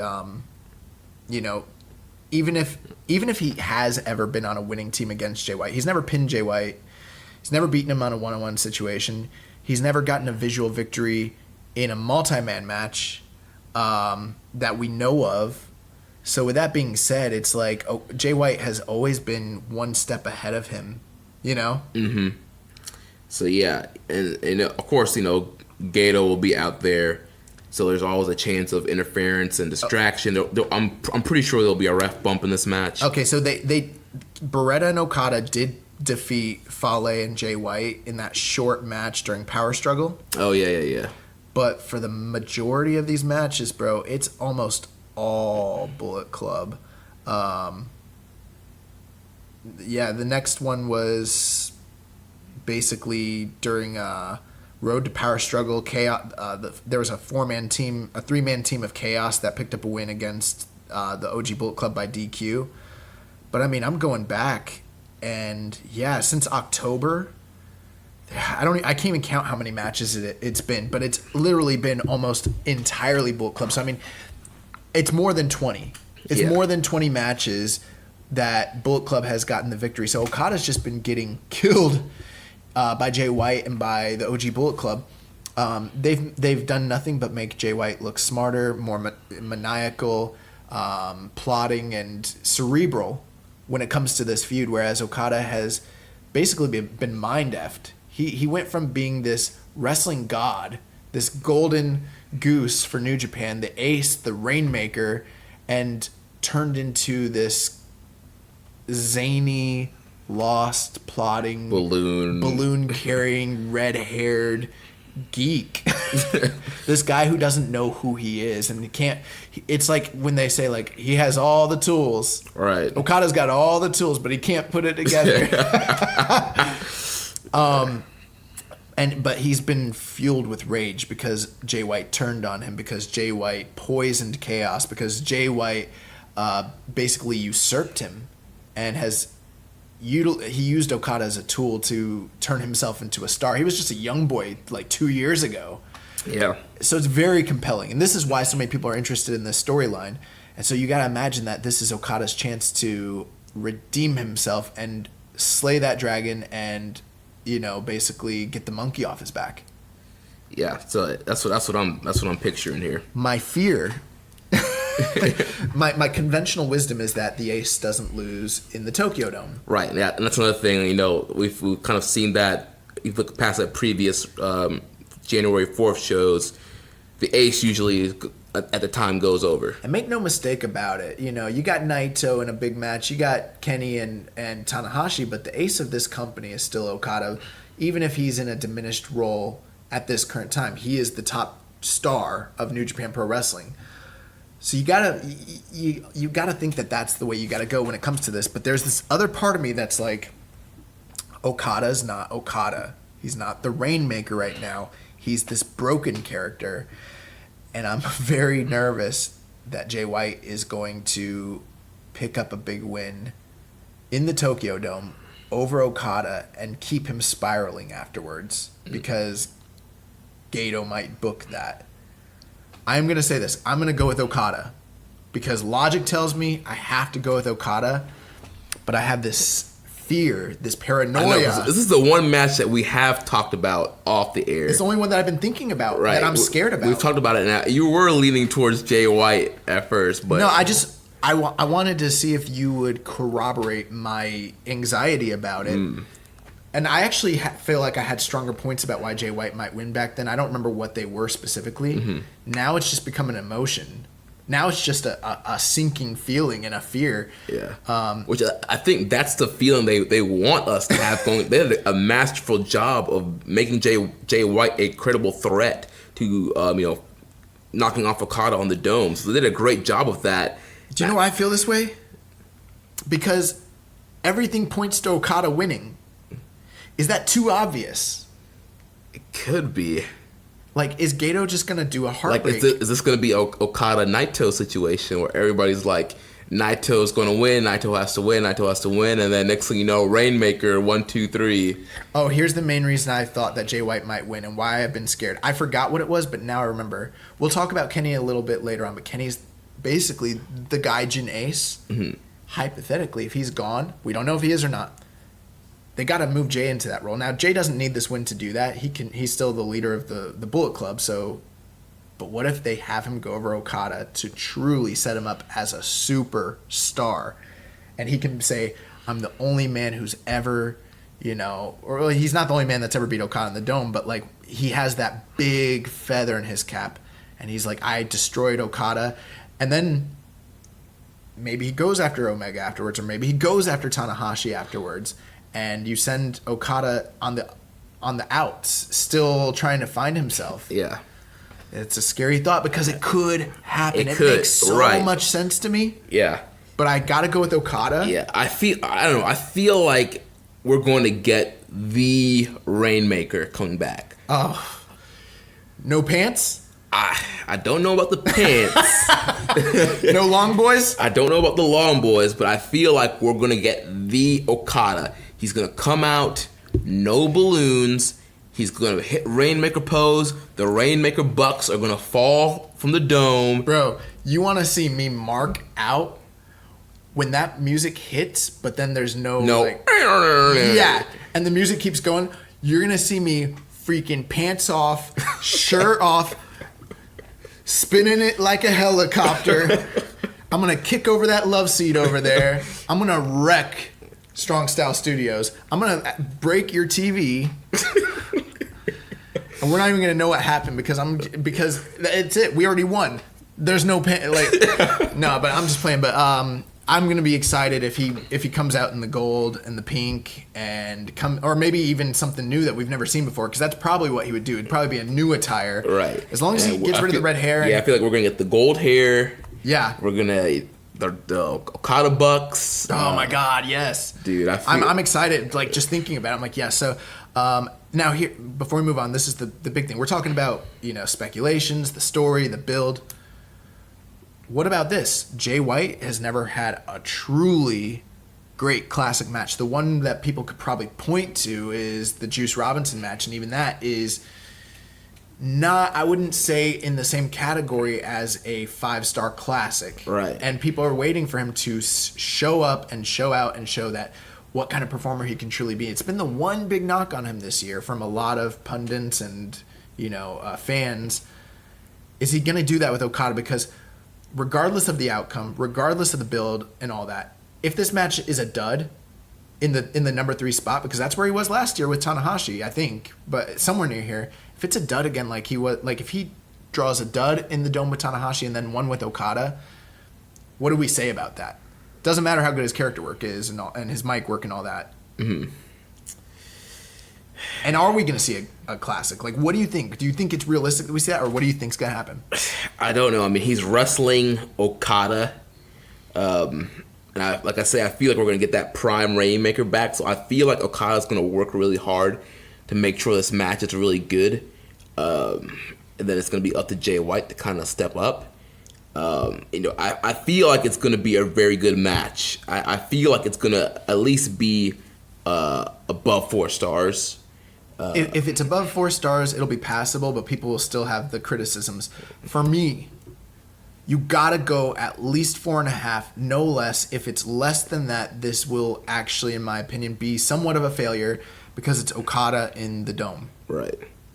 And the thing is, I think with the placement, they've got this before the Jericho and Naito match, because I assume that's going to be a brawl, and then you're going to get a classic again with Kenny and Tanahashi. Mm-hmm. So they're slotted in a place where they can have an epic classic, the Okada match, which I love. And I feel like if he can't do it with Okada, then we got to really we got some problems, Chief. Yeah, we're going to have some problems because all these allowances we've been making for this kid, and we've been saying give him time, let him develop, and he's shown us a lot. But if he can't deliver in the big spot, doesn't matter if he wins, doesn't matter if he's the foreign ace, I don't care what you do. If he can't deliver, this is New Japan Pro Wrestling. This is the promotion where you got to deliver on that level. If you can't do it with Kazuchika Okada, who's probably the best wrestler alive today, who can wrestle any style, we got problems. Yeah. So I'm like that's another thing I'm fearful of. Are they going to deliver? Yeah, I think a lot of people have been questioning, how good is this match actually going to be? The story has been great. Jay White promo-wise has been great. Man, if it's one of them Jay White G1 matches, you can miss me with that. All right. If it's one of them chair shot matches from the G1. And you know what? I didn't like the Tanahashi match that much. The one that everyone's like, oh, it was way better. In the G1? No. The rematch for the briefcase. And everyone was everyone was like, oh, it was so great. And I was like, there's a lot of smoke and mirrors, man. Yeah. We're in the Tokyo Dome. If you give me that, I'm going to hand wave this match. You better deliver. I feel like there will be some smoke and mirrors, though. I guarantee this. I'll make some allowances, but there's a way to do it within the context of having a great match. And I don't think that Jay White has really mastered that. I don't want to see it to the extent that it has been. They better give me a classic. Yeah. Because that's what we need to see out of Jay White. If you want to be in this company, you want to be on that level, you want to draw, you want to be a superstar, you better perform. Yeah. Against Okada. Because I definitely feel like there's going to be a ref bump in here, and Gato is going to get involved. Sure, and I'm all for that. I'm not against those sorts of things. I'm not this purist where it's got to be a catch as catch on the mat classic. Right. This is not Okada Tanahashi. This is been built over a year. I expect for things like that to happen. But if it's like the G1, and you know what I'm saying, like if it's like the matches he had in the G1. You can miss me with that. Or if it's like Wrestle Kingdom last year. Oh yeah, and if you that was them trying to have a mat classic and it just didn't deliver. It was flat. It was flat. I mean, it was fine. It was fine. And if this match is just fine and we wrecked Okada over it and we elevated Jay White over it and then they just come out here and they do a fine match, I will call this a failure. Mm. All right. And that could happen. Yeah. And I'm scared that could happen. There's a lot of fear and anxiety for this match. For this specific match, absolutely. Yeah. But I'm excited. Yeah. It's not all negative because Jay White could get elevated. This could be the night that Okada makes Jay White. Yeah. and going forward, everything that we've been saying about this guy and the potential he has and everything we've seen from him, it could be, fulfilled. Yeah. So next up, we're at the semi-main event, the IWGP Intercontinental Championship match. The champion, the Alpha Chris Jericho, taking on Tetsuya Naito. I'm expecting this one to be a brawl. That's been Jericho's style of match. I expect the same thing. I am very excited. I'm excited for this match now. I don't know. I feel like we talked about it so much the other week. I'm trying to find words for it. Yeah, both of these men have come out in the last weeks and said that it's going to be both of their opponents' last match. They're here to put them out of wrestling. Which makes me think we're definitely getting some kind of crazy, bloody brawl. And I feel like 80s Memphis, sign me up. Yes. 80s Mid-Atlantic, sign me up. And we know Gato loves Memphis. So if this is Mid-South in the 80s, these blood feuds, sign me up. World class, I'm all about it. And I feel like going into this match, I feel like Naito has a psychological edge on Jericho. I feel like Naito, based off the press conference and the videos, that Naito has been tranquilo this whole time, and that has just kind of riled Jericho up. I feel like going into the first match, Jericho wasn't as riled up as he is now. Yeah, he was under Naito's skin the whole time. Naito was kind of distracted with other things. Jericho was this nuisance. He kept interjecting himself into Naito's career. Naito's who is this dude? Why is he? Why are you doing this? I don't understand. Yeah. And at this point now, he's had time to ruminate. He's had time to grow, and he's been he's much more prepared for what he's going to get with Jericho. The first match was he got bamboozled and bombarded. I mean, Jericho jumped him and beat the crap out of him to start out the match, and he never was really able to regain his placement. I think this time he knows the tricks that Jericho plays. He knows the games that he has. In kayfabe, you could say he's studied him. He's watched the tape. Right, yeah. He's done his homework. He's done his homework. Before he was saying, I don't know who Jericho is. And Jericho was like, you're going to learn today. Right. And he did, yeah. And he learned. And this time he was like, you know what, Jericho? He told Jericho, he's like, I want to take the title off you so that you're irrelevant and you'll be out of my life because no one needs you in this company once the title's off you. And that's interesting. Yeah. There are people who think that Jericho will win and this will set up a match at, say, Madison Square Garden to do the final trilogy, and you give Naito, he has to finally beat this guy. I hope they don't do that. Personally, I would like to see Jericho, if he stays in New Japan. I don't know if he is. We never know with Jericho. But if he stays, I would like to see him move on and work with other talent. I think there's more money in that. Yeah, I agree. I feel like, a Jericho Okada, a Jericho Tanahashi, there's other top stars for him to work. You could turn him baby, have him work Jay, have him work Suzuki. Right. Any of these guys. Yeah, and I feel like, we're almost in a situation here with Juice Robinson with Naito. He's kind of, been on the back burner this year. Kayfabe-wise, he has not, been getting the push he, quote unquote, a guy of his stature should get. And he had some failures this year, starting with last year's Wrestle Kingdom. I feel like Naito needs to have a big dome victory here to kind of, rekindle that flame and get him going for 2019. Yes, he's still very over. LIJ is still a top faction in New Japan. He is a draw. But if you look at the Tokyo Sports Awards, if you look at the fan voting, Naito has fallen a couple steps than he normally is. Normally he's first or second in those awards, where he's slid down to third or not even winning an award at all. You look at our Wrestler of the Year voting, not even close in contention for the top 3 spots.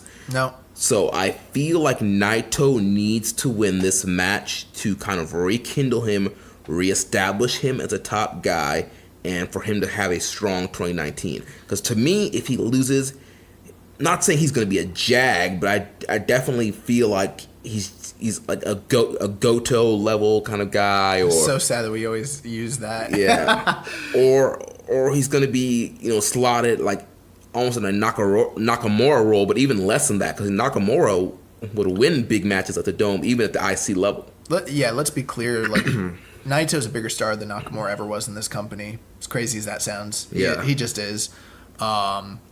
But from a booking standpoint, many times they treated Nakamura better than they have with Naito, and they've really. I'm not. This is not a criticism. We've talked about the Naito thing all year, but let's just kind of go through his trajectory over the past year. We thought it was going to be his moment against Okada. He loses in the Dome. He goes to the New Japan Cup. He loses to Zack Sabre Jr. He got jumped by Jericho. He ends up in a big feud with Suzuki. He does win the belt, but in a match where up to that point people had been saying, well, he's been losing, but at least he's having great matches. And then in the Suzuki feud, the first match when he won at Hinokuni, that was a dud. Not a dud, but it did not live up to the expectations. Right, yeah. Also, he got saddled with the IC title again, and at a point, it didn't make sense. It was like, why? And it kind of felt like they were putting him at a certain level. After that, he ended up losing the big match at Dominion to Jericho. So again, 3 huge losses throughout the year. Then he comes into the G1, and we expect, that's going to be the time they rebuild him. He loses to Omega. That was the first night, right? He lost to Omega. Yep. And he had a great G1, but no one talks about his G1 because by the end of it, it was even though he was quote unquote in contention to win, you saw the handwriting on the wall. He wasn't going to win it. When he got beat again by Zack Sabre on the B Block final night, then it's like, okay, another big loss, another tournament that he doesn't win. He got beat by Kenny Omega, who's the IWGP champion, which is a big match. And there was so much, heat going into that match with the Omega's comments about foreigners, and it was just very apparent that he wasn't going to be near the title in the foreseeable future. So again, it was another huge setback. And then coming out of the G1, he had another feud with Suzuki. He won that, but it just kind of felt like he was just staying in place. The rest of the year, he kind of just seconded the rest of LIJ. He supported his teammates. Right, and he had some kind of lower card feuds with guys like Yoshihashi and Taichi. Earlier in the year, yeah. The big feud that he had going into Power Struggle, where he won and kind of started rebuilding him, was that he finally beat Zack. He finally beat Zack. Yeah. But it took all year. So yeah, not only in real world has his stature kind of lowered, but in kayfabe. So now we're here. Jericho's in front of him. And there's people who are going to criticize them putting the IC title on him again, and I get that. And there's people who can wax philosophically about what the IC title represents to him and all that. I think that's neither here nor there. I think the big thing is that you got a big star in front of him, and you got the Tokyo Dome, this contentious place where he's suffered big defeats in main events, in co-main events, and it's his time. He has to beat Jericho. The whole thing with Jericho respects this business so much, and he has always been somebody who's been known for coming in and getting guys over. The whole point of this was to get somebody over. They did not bring Jericho in so that he could retain this IC title and then get him over in April next year. That just doesn't make sense. Jericho's got other business that he needs to do. I see him probably beating some top stars later on in the year if he stays, but this is Naito's time. His time, Naito time. He's got to win this match. Yeah. And I think this is going to be a very violent and brutal match. This is going to be Naito's real man match. Yeah, this is going to be a strong style fight of the year candidate for 2019. I agree. I think it's going to be awesome. I'm very excited for it, and I'm going to be happy when Naito finally gets the big win. Yeah. People will be wondering what's going to happen with the IC title. I have no idea. Right. But at least he'll get this big marquee win moment and get some momentum going into the New Beginning tours. I'll if he loses this whole thing where all the fans are like win with Naito, like when's it gonna happen? I will finally be like at that same point. I'll be in the camp that's like, when are they gonna pull the trigger with their one of their top stars? Like Naito's gotta win. It'd be bad to me. I feel like it's bad business if Naito loses at this point, because they have diminished him a bit, but after this, he would really be diminished. And so now you're talking about I know there's money in the chase, but when you diminish a guy to a lower level than his star potential has shown he can be and the marketability, he will be hurt if they have him job here. He needs the win. Yeah. New Japan needs him to have this win. Yeah, couldn't agree with you anymore there. So both of us got Naito winning here, which brings us to the main event of the evening. Whew. The IWGP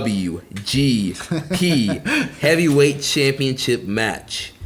The 66 champion, the cleaner, the best bout machine, the Keeping It Strong Style 2018 Wrestler of the Year, Kenny Omega, taking on the G1 Climax winner, the Ace of the Universe, Hiroshi Tanahashi. Once in a lifetime, baby. 1 in 1,000. Mm-hmm. High five flow. 1, 2, 3. Good night, Irene. The Ace gonna ride again. No, you know what? I'm just saying that stuff to be funny. I'm very. I don't know. I don't know, Jeremy. I don't know what to say here. I feel this match is almost like Okada Jay White for me. It's very. I can see this match going either way. Originally, when we were around the G1 season, and it started to become very apparent, like, oh my God, they're going to do Kenny and Tanahashi. We knew that they were going to do it for a variety of reasons. In the Tokyo Dome, they just ever since they started doing the whole G1 winner gets a title shot at the Tokyo Dome, mm-hmm. and even before that, ever since these Tokyo Dome main events became like a New Japan thing, and it wasn't something where they were because in the early days they were doing these big dream matches between, Noah guys or TNA guys versus New Japan or All Japan or whatever. Once it started to become a more focused thing in the Tanahashi era, they typically, for the most part, they would not run a match where the two guys wrestling had wrestled in a singles match in the previous calendar year. Right. Kenny Omega, with his G1 run and all the feuds he did, anyone who was a top challenger, whether it could have been Jay White, Tetsuya Naito, Chris Jericho, Okada, all these big names, it just seemed like, well, he already wrestled all of them. There's only one true, and even Ibushi. They gave us all those matches this year, and thank God they did. That's why Kenny Omega's Wrestler of the Year. Ishii. I mean, you can go down the list. Mm-hmm. But it became very apparent that the guy in the A block that he hadn't wrestled, and that was a protected match, and that could draw, was Hiroshi Tanahashi. Yeah. And once we saw Hiroshi Tanahashi win the G1, and they revitalized him and rekindled him and rebuilt him so quickly and made him a legit contender and a threat, it became very apparent what that match was going to be. But at the same time, the whole time it was happening, I was like, there's no way that when we go to that match that there will be any doubt in my mind about who's winning. It's going to be the story of the old dog, one last chance to ride, one last chance to run it, but he's going to get put down by the new crowned champion in Kenny Omega. This is going to be Kenny Omega's crowning achievement, and they're going to build him. Then AEW happened. Then the Elite stuff started happening. Then the doubts came into play. Then Tanahashi re-signed, a deal. And then Tanahashi looked so convincing. And now it's becoming like, I'm very nervous. I don't know who's going to win this match. And just a month or two ago, you would have asked me, I would have said, well, Kenny Omega's for sure going to win. Now we don't even know if Kenny's going to be in this company the next night. Yeah. It's a very... honestly, this match, either guy could win this matchup. To me, there's not a favorite going into this match. From a story standpoint, last year, remember how confident I was about Naito winning? Yeah, both of us were. No, you picked Okada. I did? Yes, you picked Okada. I did? In the Dome. I thought I picked Naito to win. Oh, no, I'm sorry. Remember how confident you were to pick Naito? Yeah. And then I was so confident. Yeah, you picked Okada. Yeah. I'm sorry. I picked Okada, and I knew for sure Okada because from a story standpoint, business standpoint. Yeah, I remember I thought you were crazy. I was like... It just made all the sense in the world to me. Mm-hmm. There is that, conspiracy theorist in me that wants to lean towards Tanahashi. Also, my natural proclivity for being a Tanahashi fan. But the truth is, it makes more sense in the long term to go with Kenny.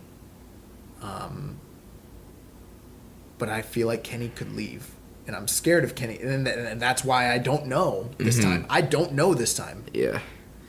I think for me, I think I'm going to go with Kenny. Just because even if All Elite Wrestling happens, we've seen in previous years that Kenny's New Japan contract does allow him to take outside dates and work with some American companies that are not necessarily partners with New Japan. I think he could still have a full-time New Japan deal and then do some shots for AEW, because we don't even know what their tapings, is it going to be monthly pay-per-view, is it going to be TV? We don't even know if it's going to exist. Exactly.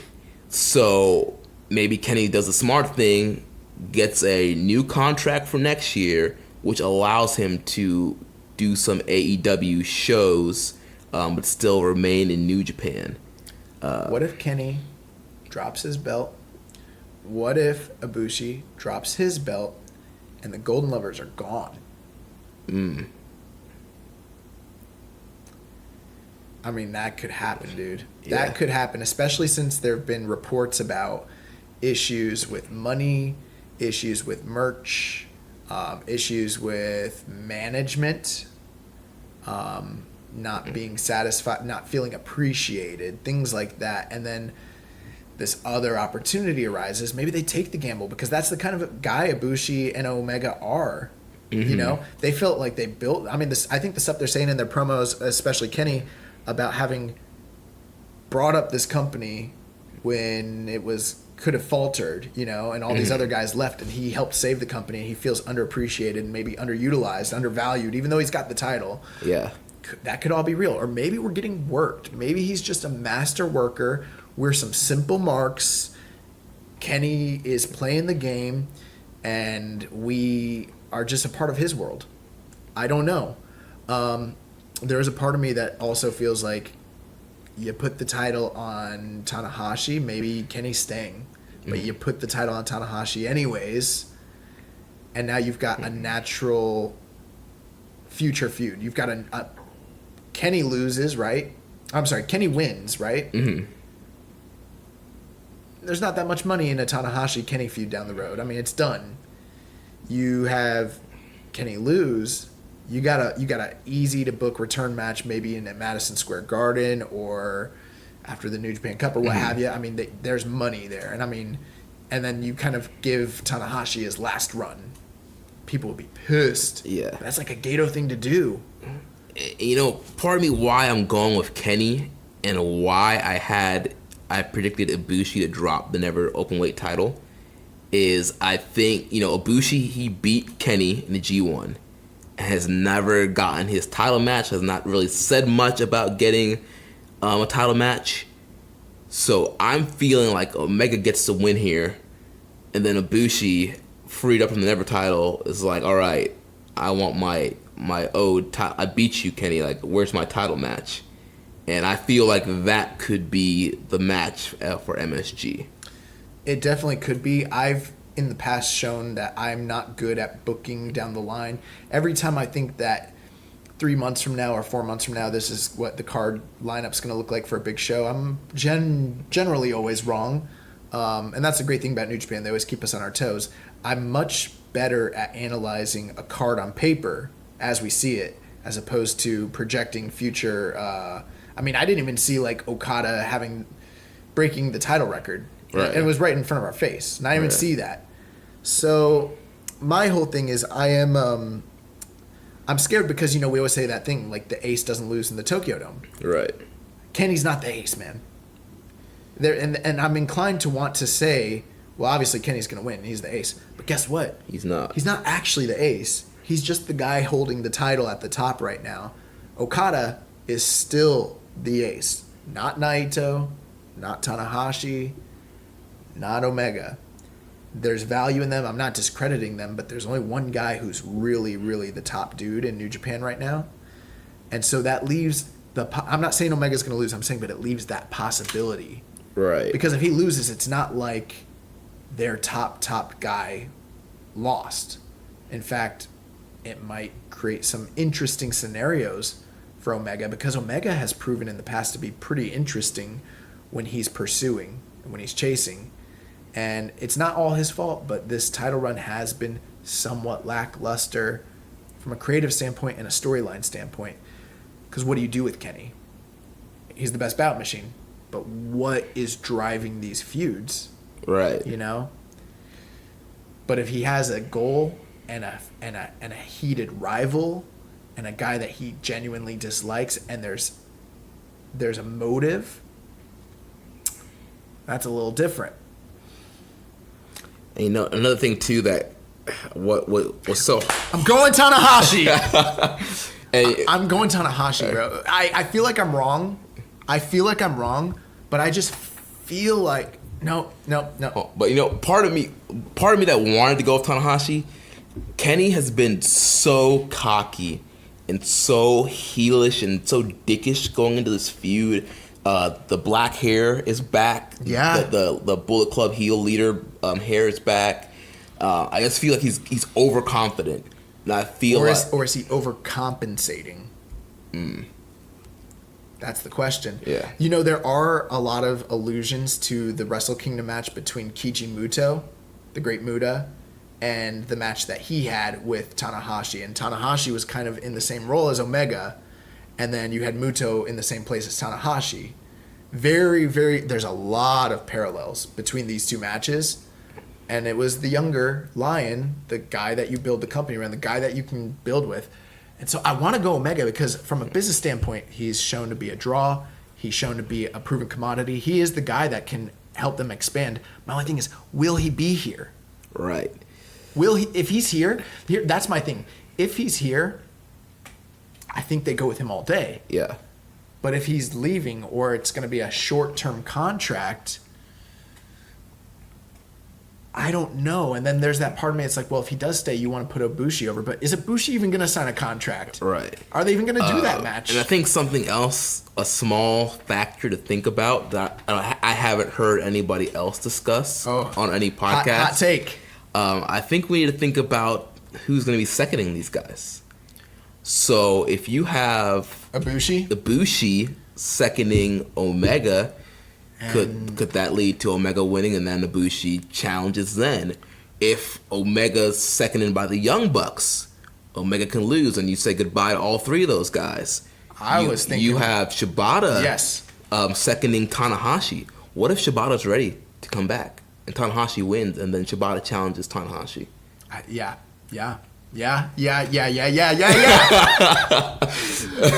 So those are small story elements that I think come into play here. Okay. I'm going to pick Omega. Okay. Because it's just, I'm going to do the Vegas odds. The betting odds are Omega. And even if AEW happens, Omega's not even necessarily a for sure guy that might go over with Cody and the Bucks. You know what I'm saying? Mm-hmm. You know what I'm saying? It does feel like he's earned this. It feels like it's the logical choice. I am going to officially, on the record, make my official pick be Kenny Omega.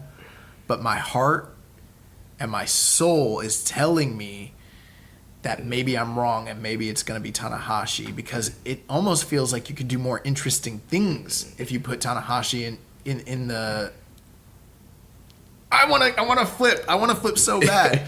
And, in the news, Tanahashi has got this, new contract, his most lucrative contract to date. And then, there's the whole... I'm going with Tanahashi. Okay, I'm sorry. I know I'm not making the boring pick. I'm going with what my gut is telling me. I'm going to make the sexy pick, the one that people are going to say you're stupid for. And if I look like a fool come next week, damn it, that's just what it is. I'm riding with the ace. I'm riding with the ace one more time. High five flow. 1, 2, 3. He's going to kick out of the one-winged angel. Oh, my God. I don't. And the funny thing is, we're not even talking about the match quality. I think this match can be easily 5 stars. Oh yeah. We don't even have to like guess. Stars all day. Stars all day. This will be a match of the year contender, and I feel like this is gonna be one of the classics of New Japan lore. Yeah. I think I'm gonna stick with Kenny. Okay, I'm taking Tanahashi, and if I just, if I made the sexy pick last year and I was wrong, great. And if I make it this year and I wasn't wrong, but you were right last year. I was right. And if I just happen to be that guy who just goes against the curve just to go against the curve, and I'm wrong all the time, great, but whatever. But I just feel like there's so much uncertainty with Kenny. I'm probably getting worked, but there is upside in my mind with putting Tanahashi. The other thing too is, man, it's so tough. I'm going Tanahashi. Okay. Although I think you could easily run Omega and Okada right after this. Yeah. And maybe run that at MSG. At MSG. Yeah. We'll be there either way. Whatever it's going to be, we're going to be there. Yeah. Man. That's my official pick. I'm going Tanahashi. I'm sorry. I'm freaking out about this. I know, dude. I'm feeling stressed about this. I'm feeling stressed about it, but I'm going Tanahashi. But I feel like if Tanahashi loses, I might cry, and if Tanahashi wins, I might cry. I think tears are going to be shed in the dojo. Yeah. Man. So if that's our Wrestle Kingdom 13 preview and predictions. We're also planning on putting out our predictions in column form along with some other New Japan pundits out there in Twitterverse. The best of the best.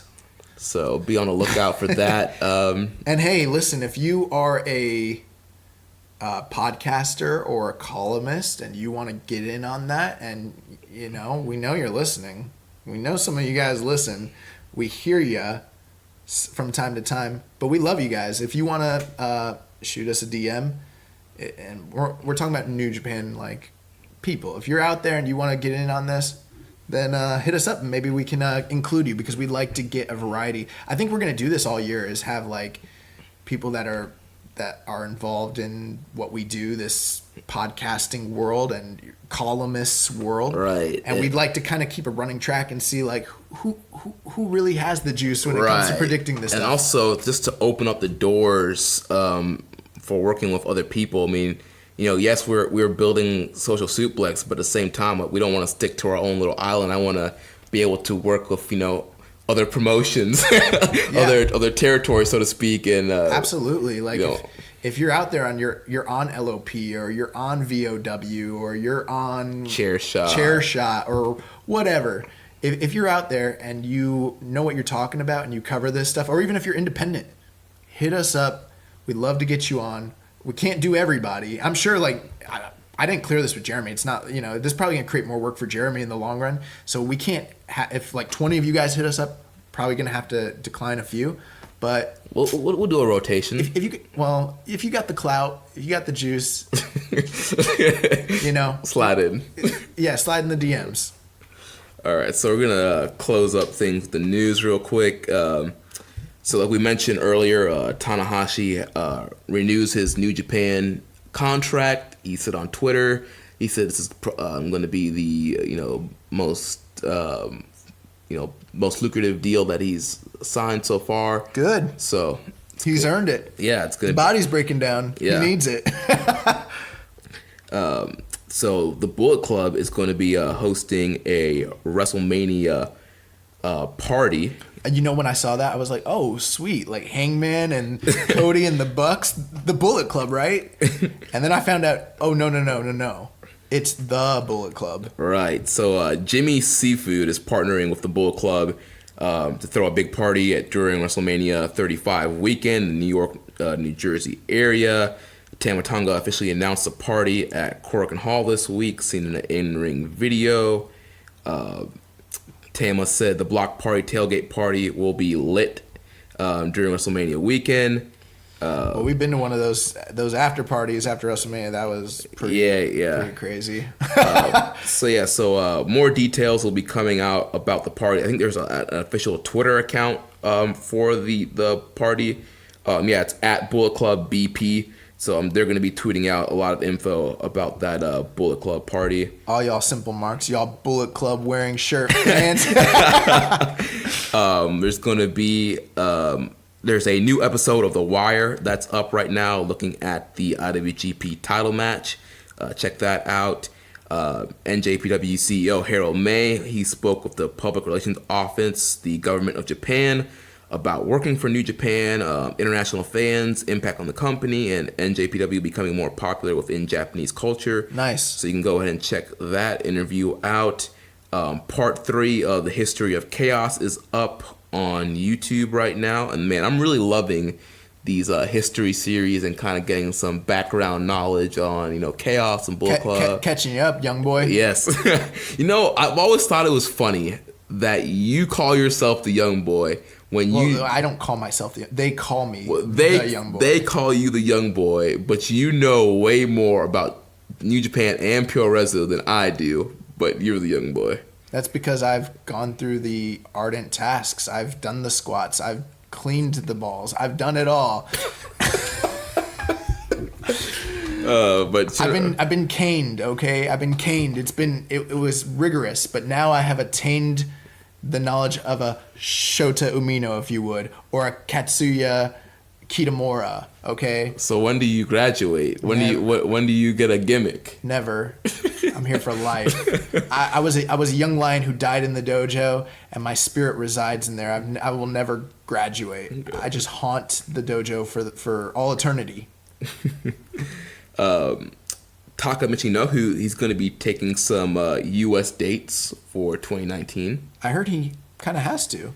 Yeah. He's not getting paid for the next year. Yeah, his pockets are a little... I heard he's afraid to fly. And, and that's why in the past he wasn't willing to come here, but now out of necessity, he's I guess I'll get on the plane and come over there. Yeah, so be on the lookout for Taka in a city near you. Yeah, he's going to be working, all the big towns, Kemper, Poughkeepsie, Largo. Largo, Dayton. Oh my gosh. Beer City Bruiser and Shane Taylor have signed new Ring of Honor deals for 2019. Yeah. Keeping you guys updated on all the contract stuff there.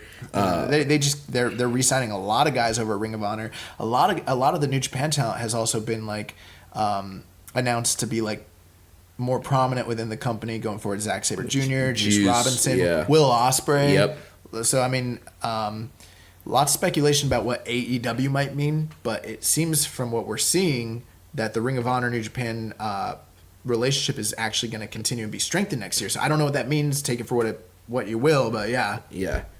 Nagata and Kojima, they're going to be participating in the Giant Baba Memorial Show coming up. And yeah, that's in February. One thing, I didn't mention it last week, but oh my God, what's wrong with me? I'm gonna forget the All Japan Pro Wrestling Ace's name. How could I literally? Why do I forget names all the time? I've got this incredible memory, and then we get on the air, and I think you get so excited, and then it just slips your tongue at the last second. Yeah, who is the All Japan Pro Wrestling? Who's their ace right now? I wish I could help you out here. Okay, I'm gonna find it here in just a moment. I'm going to their roster page as we speak. This is embarrassing, guys. And I know that Kento Miyahara. My God. So anyways, Kento Miyahara was in the press. I think it was with Tokyo Sports. I could be wrong, but he was talking and he said that he is trying to lobby to get a one-on-one match with Hiroshi Tanahashi, which is my God. I know that that's probably not going to happen. But if it did, man. It just evokes all the big cross-promotional matches. Jeremy actually just saw Kensuke Sasaki versus Tenryu from the Tokyo Dome the other day. Yeah, that was awesome. Yeah. So yeah, it kind of evokes that. But yeah, if Miyahara and Tanahashi ever wrestled in one-on-one, that's oh my God, I'd be so excited. But they're both pretty much going to be on that card. So I'm very excited about this Giant Baba Memorial Show. All the different talent from all the different companies. Yeah, should be a lot of fun. Got a lot of news about Bullet Club shirts, or more like elite shirts from Pro Wrestling Tees. So January 7th will be the last day to get elite Bullet Club shirts before they're discontinued forever. So you're talking about Bullet Club shirts that have the likenesses of the current elite stars. Right. So your Golden Young Bucks shirts, your American Nightmare, your Villain Enterprises, your Villain Clubs, your Hangman Page shirt, your Super Click Club, your Kenny the Cleaner, Kenny with the one wing angel on it, Goodbye Goodnight Bang. Any Bullet Club shirt revolving around the elite guys are going to be discontinued from Pro Wrestling Tees. There are also some other Bullet Club merchandise that are being discounted. They have the Villain Club hoodie is on sale right now for half the price, $19.99. I think there's only smalls remaining, so if you're small, go ahead and check that out. Pro Wrestling Tees also released their top merch sellers of 2018. So the top 3 shirts, number 1 was the gold Villain Club shirt. Number 2 was the general Bullet Club logo t-shirt. And number 3 was the golden elite t-shirt. Other merchandise that's on discount, the Bullet Club basketball jersey. They're 50% off right now for $25 each. They had an awesome sale going the other day where shirts were like $7 all over Pro Wrestling Tees. It was just select ones, but I was looking at them and I thought about getting a shirt, but I've gotten to a place in my life where I have so many black like wrestling t-shirts, and I don't know how it happened because I used to never even. Right, your like stack kind of grew out of nowhere. Yeah, I don't know. You buy one Bullet Club shirt and then you wake up one day and you got like 10 wrestling shirts. You don't even know how you acquired them. Like, I don't know, it just happens. Yeah, and then the top 10 selling wrestlers of 2018, the Young Bucks were number 1. Number 2 was Marty Scurll. Number 3 was Kenny Omega. Number 4 was Cody. 5 was Bruce Pritchard. Number 6, Kota Ibushi. 7 was Steve Austin. 8, CM Punk. Number 9 was Tama Tonga. And number 10 was Hangman Adam Page. So just seeing the impact that the Elite had this year with pretty much all of the members being on this best-selling T-shirt list in 2018. The last thing here, being the Elite from last week, they had their Christmas special where SCU was over at the Young Bucks house for Christmas. I was trying to remember if I even watched that. I was like, what happened on Being the Elite? And then I was like, oh, yeah, the Christmas special. Yeah. It was okay. Yeah, it wasn't the funniest. It was kind of there. I mean, there was no big, like, story developments or anything. I just saw the guys wearing their, Christmas, goofy Christmas sweaters. And they did do the funny bit where, who was it? From SCU, he didn't get his bonus. Oh, Kazarian, yeah. Frankie Kazarian. He didn't get a bonus from Ring of Honor. They gave him like an Honor Club, a free year of Honor Club. Yeah, they gave him a free year of Honor Club, and he went off on this big long rant how he's going to tell Joe Koff off, and that was pretty funny. But I mean, there was nothing really that substantial, really. Being the Elite. But it did actually that being the Elite did make me think about something we haven't talked about in the news. SCU, they've been taking independent dates. Going into 2019. They're done with Ring of Honor. Yeah. They're done. The whole Elite is done. That's so many guys. So many guys. Do you want to, before we go, because I feel like we're one of the only podcasts who haven't talked about it, do you want to talk about this whole women in New Japan thing? Oh my gosh. Let's talk about it. You and I haven't talked about this. Right. Like, you and I have not sat back and, like, since it came out, like, we haven't addressed it. And I don't think we talked about it the last 2 weeks because we already did address it earlier. Right. That's what we talked about earlier in the year because this conversation always seems to happen every 3 or 4 months. Every quarter, somebody's like, New Japan really needs to have women. And then it starts a Twitter war. Yeah. Yeah. And I feel like, but our listener base has changed quite a bit since the last time it popped up. I mean, that was an earlier part of the year. Right. We've grown a lot since then. I feel like there probably are people wondering, like, why are you guys dressed? And then if you're someone who's already listened to this before and you already know our take on it, you don't care or whatever, like, this is going to be the last thing we talk about on the show, so you might want to jump off. But or stick around because we love you guys. Yeah. But yes, I mean, obviously this, from what I understand, and I could be wrong, I saw that Chelsea Green was the person that, I've heard other people say this originated from other tweets, but the one that I saw was Chelsea Green. That was the one I saw also, where she was like, imagine being a promotion in 2019 that doesn't have women wrestling or something like that. Yeah.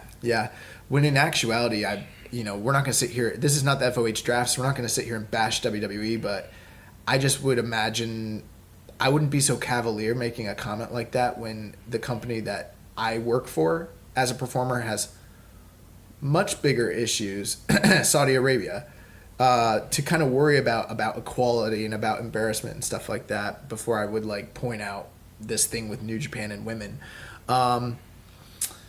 So I mean, now that I'm starting to think about it, I'm like, man, it's like we got to talk about this again. So I mean, here's the thing.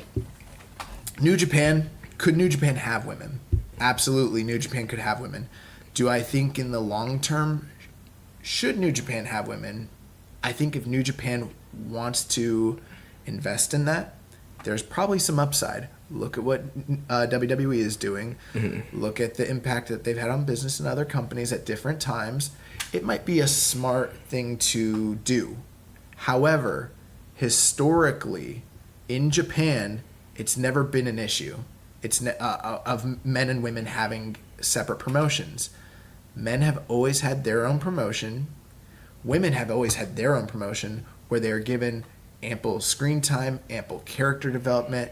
Instead of being this niche, ostracized small division, look at how women are treated in most big wrestling promotions that involve men. It's not 50-50. It's not equality. Even in WWE, where they've got some of the women, quote unquote, on top right now, it's still, look how many of the women are, on the sideline and who barely get screen time to work. Most of the time, you're getting a card of 8 to 9 matches that usually feature only 2 women's matches. At most, if you're lucky. And most people say, like, clap your hands, like, yeah, you're featuring them. That's awesome. Whereas in Japan, you have 10 Joshi promotions right now that are exclusive for women, where they are the top stars, they're the jobbers, they're the mid-card act, they're the openers, the curtain jerkers. From the card opening match to the main event, it's all women. All the way top to bottom. Now, Joshi is not at its apex right now, granted, it's not.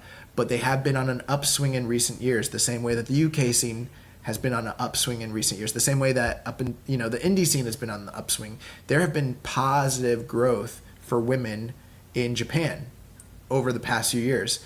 Part of that is due to the fact that New Japan, as the flagship promotion, has grown. There's this thing that's called when all ships rise with the tide. Right. And as New Japan has elevated, guess what's happened in Noah's business? Noah's been on a streak this year. Guess what's happened to All Japan's business?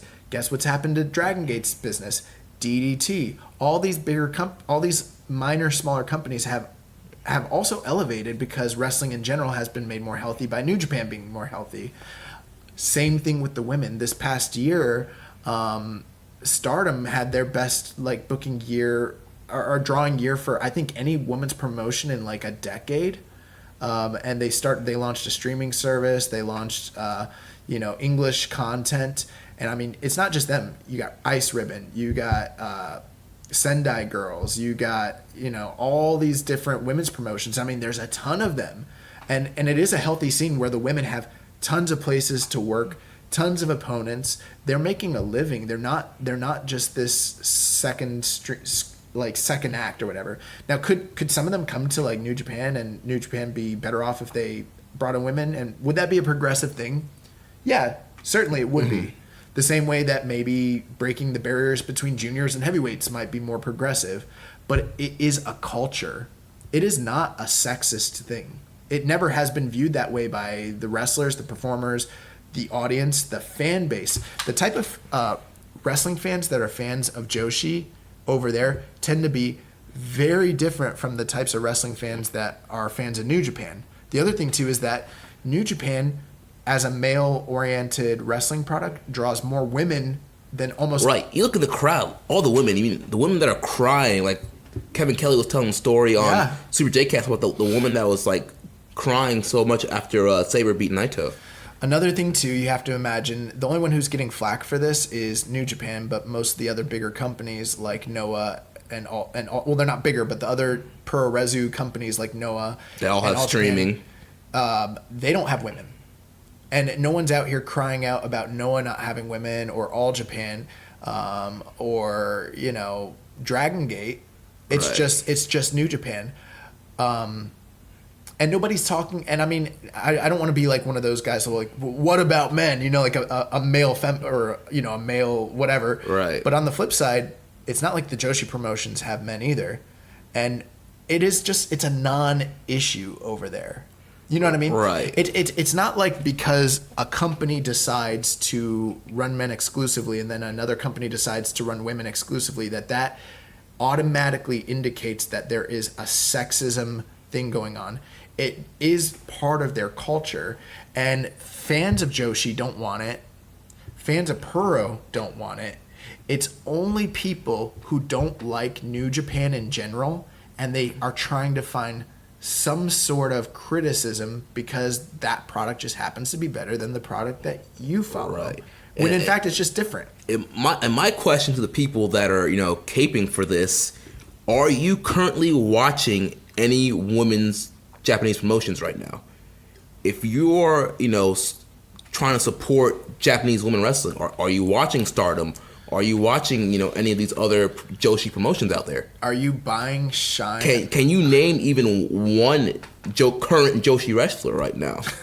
Besides Tony Storm or anybody that's been featured on WWE. Yeah, like they don't know who Arisa Nakajima is, or they didn't know who Miko Satomura was until just this past year. Right. Like they don't know these girls beyond just and you know what? I'm not gonna pretend like I do, because guess what? Right. I'm not a Joshi fan.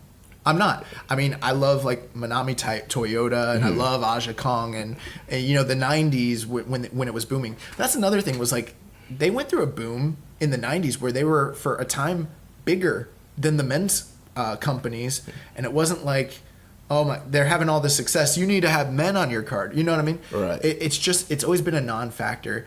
The same way that when WCW went away and you lost a huge chunk of a fan base that didn't switch over to WWF, they just went away forever. The same thing would happen with Joshi fans. If women's wrestling got absorbed by New Japan, and New Japan just became this monolith Goliath giant promotion that if you're a woman, the only place you can work and make money is in New Japan, that fan base would diminish and die and go away. Right. And the women would be like diminished and be put into this role where they would never really be the stars and things like that in New Japan. Right. Because you're making a point I was about to touch on. Overall, I feel like it's just going to be bad for business. I feel like what would happen would be what's happening now in the States with WWE is signing everybody, which is gonna, force independent companies to quickly try and sign people and make new stars. And so if New Japan was like, you know what, 2019, we're gonna have a Joshi division, we're gonna start signing all top Joshis from all these independent companies, then all these companies are gonna be scrambling to try and sign people. They're going to be losing top draws. That's going to affect the business of all these other Joshi companies, and that could potentially put them out of business with all their top draws going to New Japan. Now here's the thing. Do you have a problem if they brought women and put them on New Japan? Would you care? No. If they decide to do it, hey, I'm down. I'm about it. Yeah, me too. Like, we love women's wrestling. We go to freaking Shine. We've gone to Shimmer shows. Like, we support that. So we're not against it by any means. And in fact, all the people out there are like, why don't they have women's wrestling? You probably don't know this, but they tried this. They tried it years ago. It was a short-lived experiment. And guess what? The crowds didn't care. Mm-hmm. The women didn't want to be there because they were they had their own fan bases that knew them. Now, could it work in 2019? Yeah, it definitely could. I'm not saying it's not going to, but you're acting like this company's never tried this before. And guess what, guys? They did. Right. They tried it. You can go to Cage Match, look up the women's matches that happened in New Japan. They tried it years and years ago. They tried to implement the Joshi element. And you know what? The Joshi fans didn't like it. The New Japan fans didn't like it because they were conditioned. We're talking about over the course of like 60 or 70 years that Joshi is Joshi, Puro is Puro, like men's Puro, the same way that shoot style is shoot style, the same way that deathmatch wrestling is deathmatch wrestling, the same way that MMA is MMA and kickboxing is kickboxing and sumo is sumo. These are all very distinct forms of fighting entertainment over there. And the same way that they didn't like the Inokiism thing, they also didn't want the Joshi to come and be implemented. It's just you're going against decades of integrated mindset about how things go. This is also another company that had Joni Lar. I was waiting. Yeah, I was going to say China was featured. They featured her as a main event act. She was wrestling Masahiro Chono in the Tokyo Dome. So to say that it's sexist, the truth is it's not a sexist thing that they have chosen for business reasons not to implement one or the other. And there's a New Japan handbook that says we will never hire women, we will never have a women's division. Like, it's not like some like gospel they're living by. And you know what? This company is not. They're making money and they're profitable now, and they could definitely possibly do this, but they're not WWE. They're not a $1 billion company that can afford to do an NXT type venture and potentially take a big loss on it. They're not in that position. This is a company that 10 years ago, we didn't know if it was still going to exist. It was in Impact territory, Right. It almost went under. To bring on a women's division, to bring on those contracts. And to do it right. It costs a lot of money, and they'd have to be devoted to it. They'd have to really be committed to it, and they'd have to really get behind it. Now, could they? Absolutely. And maybe that decision will happen one day. But if they never do it, the same way that all the rest of the Puroresu companies that are based around men don't do it, it literally is not a sexist thing. Stardom actually was in mainstream media, or they were on Twitter talking about, like, we don't want to be part of New Japan. We'd rather grow women's wrestling and be what we are. Right. And, they're going to be coming here to USA WrestleMania weekend. They said, hey, come out and support Japanese women's wrestling. WrestleMania weekend, we'll be here. We're having a show. Hope to see you there. They're like, if you really want to support this, don't lobby for us to become a part of New Japan.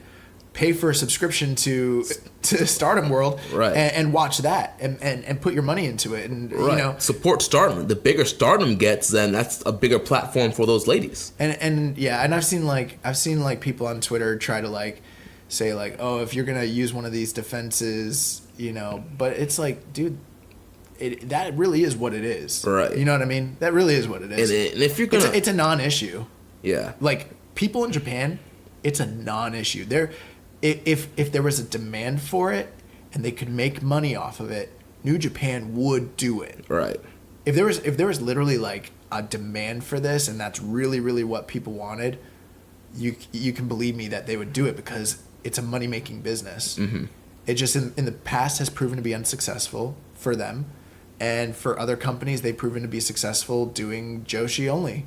Right. And there are several American independent companies that don't have women featured on their show. Yeah. MLW hasn't had a woman featured for a long time.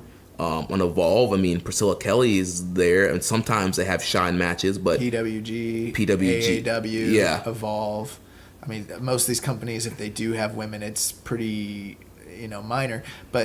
And then there are lots of places that do feature women heavily, and you see interpromotional matches, and you see it like in the UK, you see it here in the US. So, this is not, it's not saying one way is right or one way is wrong.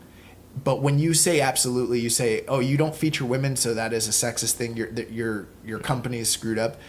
It's like, that could be, if you can show a demonstrable record of it being a sexist practice, mm-hmm. all day, I'm right there with you. But this has never proven to historically be a sexist thing. Right. It is a strawman argument that people are drumming up because this big Wrestle Kingdom show is about to drum up, and it's going to blow away anything that the company that you like has put out ever. Right. Like outside of NXT. And yeah, I think that's all it really is about. It's not about women's equality or, otherwise, I mean, how many of you people out there that are doing this, like, are paying for your iPay-per-views to watch Shine and Shimmer? Right. Right. It's like, if you're going to attack New Japan, you need to attack every Japanese male company. Then you need to come focus stateside and look at all the promotions that are not featuring women. And you better be, subscribed to WWN Club and watching Shine. You better be subscribed to Shimmer. You better be, I think Rise is another promotion. Like, you should be watching all these women. Subscribe to Stardom World. Like, have all the women subscriptions and, Yeah. Yeah. And maybe watch a Joshi match because they're pretty awesome. Yeah. I recommend Aja Kong versus my girl. What's wrong with me? Why did I forget? Bull Nakano from 1990, the cage match. Oh my god, I love that match. It's my favorite Joshi match. Yeah. I love it. It's so violent. It's so violent. Yeah. But at the end of the day, if New Japan starts a women division, I think it would be smart. I'm about it. I think down. like it would be smart because of what WWE has proven that they can draw money doing it. Absolutely. And if New Japan like thought that they could make money off of it and it'd be successful and a great platform, or if they wanted to do interpromotional stuff with a Stardom or an Ice Ribbon, by all means. But if they choose to never do that, it doesn't mean that they're evil. It just means that it's not in the best interest of their company. Right. And there are other viable options for girls over there that are growing. And if you want to see them grow, support them. Watch them. How many of you are blogging about that? About Joshi? How many of you are doing Ring Bells Roundup like Sierra Reed and right. and these other like women's wrestling news sites and podcasts? Like most of you probably aren't, But you want to throw an easy straw man argument out there as opposed to, I don't even know why. It's just hate, really. It's just hate, basically. Yeah. It's stupid. Yeah. So I'm sure we'll have this discussion again. Maybe New Japan Cup time. Maybe MSG time. The thing is like it just is such a non-issue over there. It's like the distinct fans of Joshi don't want it, and then the fans of like New Japan and other companies also don't want it, and you have distinct fan bases that don't really intersect over there for the most part. They're aware of each other. They're aware of what the companies are. But if you're a Noah fan, you're pretty much a Noah fan. And if you're an All Japan fan, that's what you are. Yeah. These companies are working to expand wrestling and grow. There's not a lot of... It's not like people who are New Japan fans tend to be diehard, Stardom fans. And that's in some ways a good thing because you have distinct fan bases that are growing simultaneously and gaining exposure for pro wrestling in general. I can almost guarantee you that if some of these, like if one of the scenarios we talked about with New Japan swallowing up all these Joshi promotions and then minimizing the women, then maybe you would never see an Asuka come to America, or maybe you would never see a Kairi Sane. They were brought over off of the notoriety they gained in the main event. Io Shirai. Would WWE be so apt to pick up these girls if they were just on the undercard, in a meandering role in New Japan? Right. Probably not. Yeah. So that's our stance on the women in New Japan thing. If you want to share your opinion with us, drop it in the comments. Hit us up on Twitter, Facebook. Let us know what your thoughts are on women in New Japan. But that's going to wrap things up for us this week. We will be back with a new episode on our normal Tuesday, January 8th. We'll be reviewing Wrestle Kingdom. We'll be reviewing New Year's Dash. And, of course, all the latest news and the fallout from those two. That's going to be a stacked show. Yeah. Oh, my God. We got to watch Wrestle Kingdom, then New Year's Dash the next day. I'm excited. Yeah, it's going to be great stuff. So make sure you're connecting with us on social media. On Twitter, the show is at KI Strong Style. Social Suplex at Social Suplex. I'm at Jeremy L. Donovan. On Facebook, we're facebook.com/Social Suplex. You can also find us in the Wrestling Squared Circle Facebook group, facebook.com/group/Wrestling Squared Circle. On Reddit, I am the Pro Black Guy, and Josh is Keeping It Strong Style. You can email me, Jeremy, at socialsuplex.com for questions, or if you want to be involved with Social Suplex. And make sure you check out all the other shows on the Social Suplex Podcast Network. One Nation Radio, hosted by Rich Latta and James Boyd. We have the Ricky and Clive Wrestling Show from Scotland. The Outsider's Edge with Rance, Carl, and Kyle.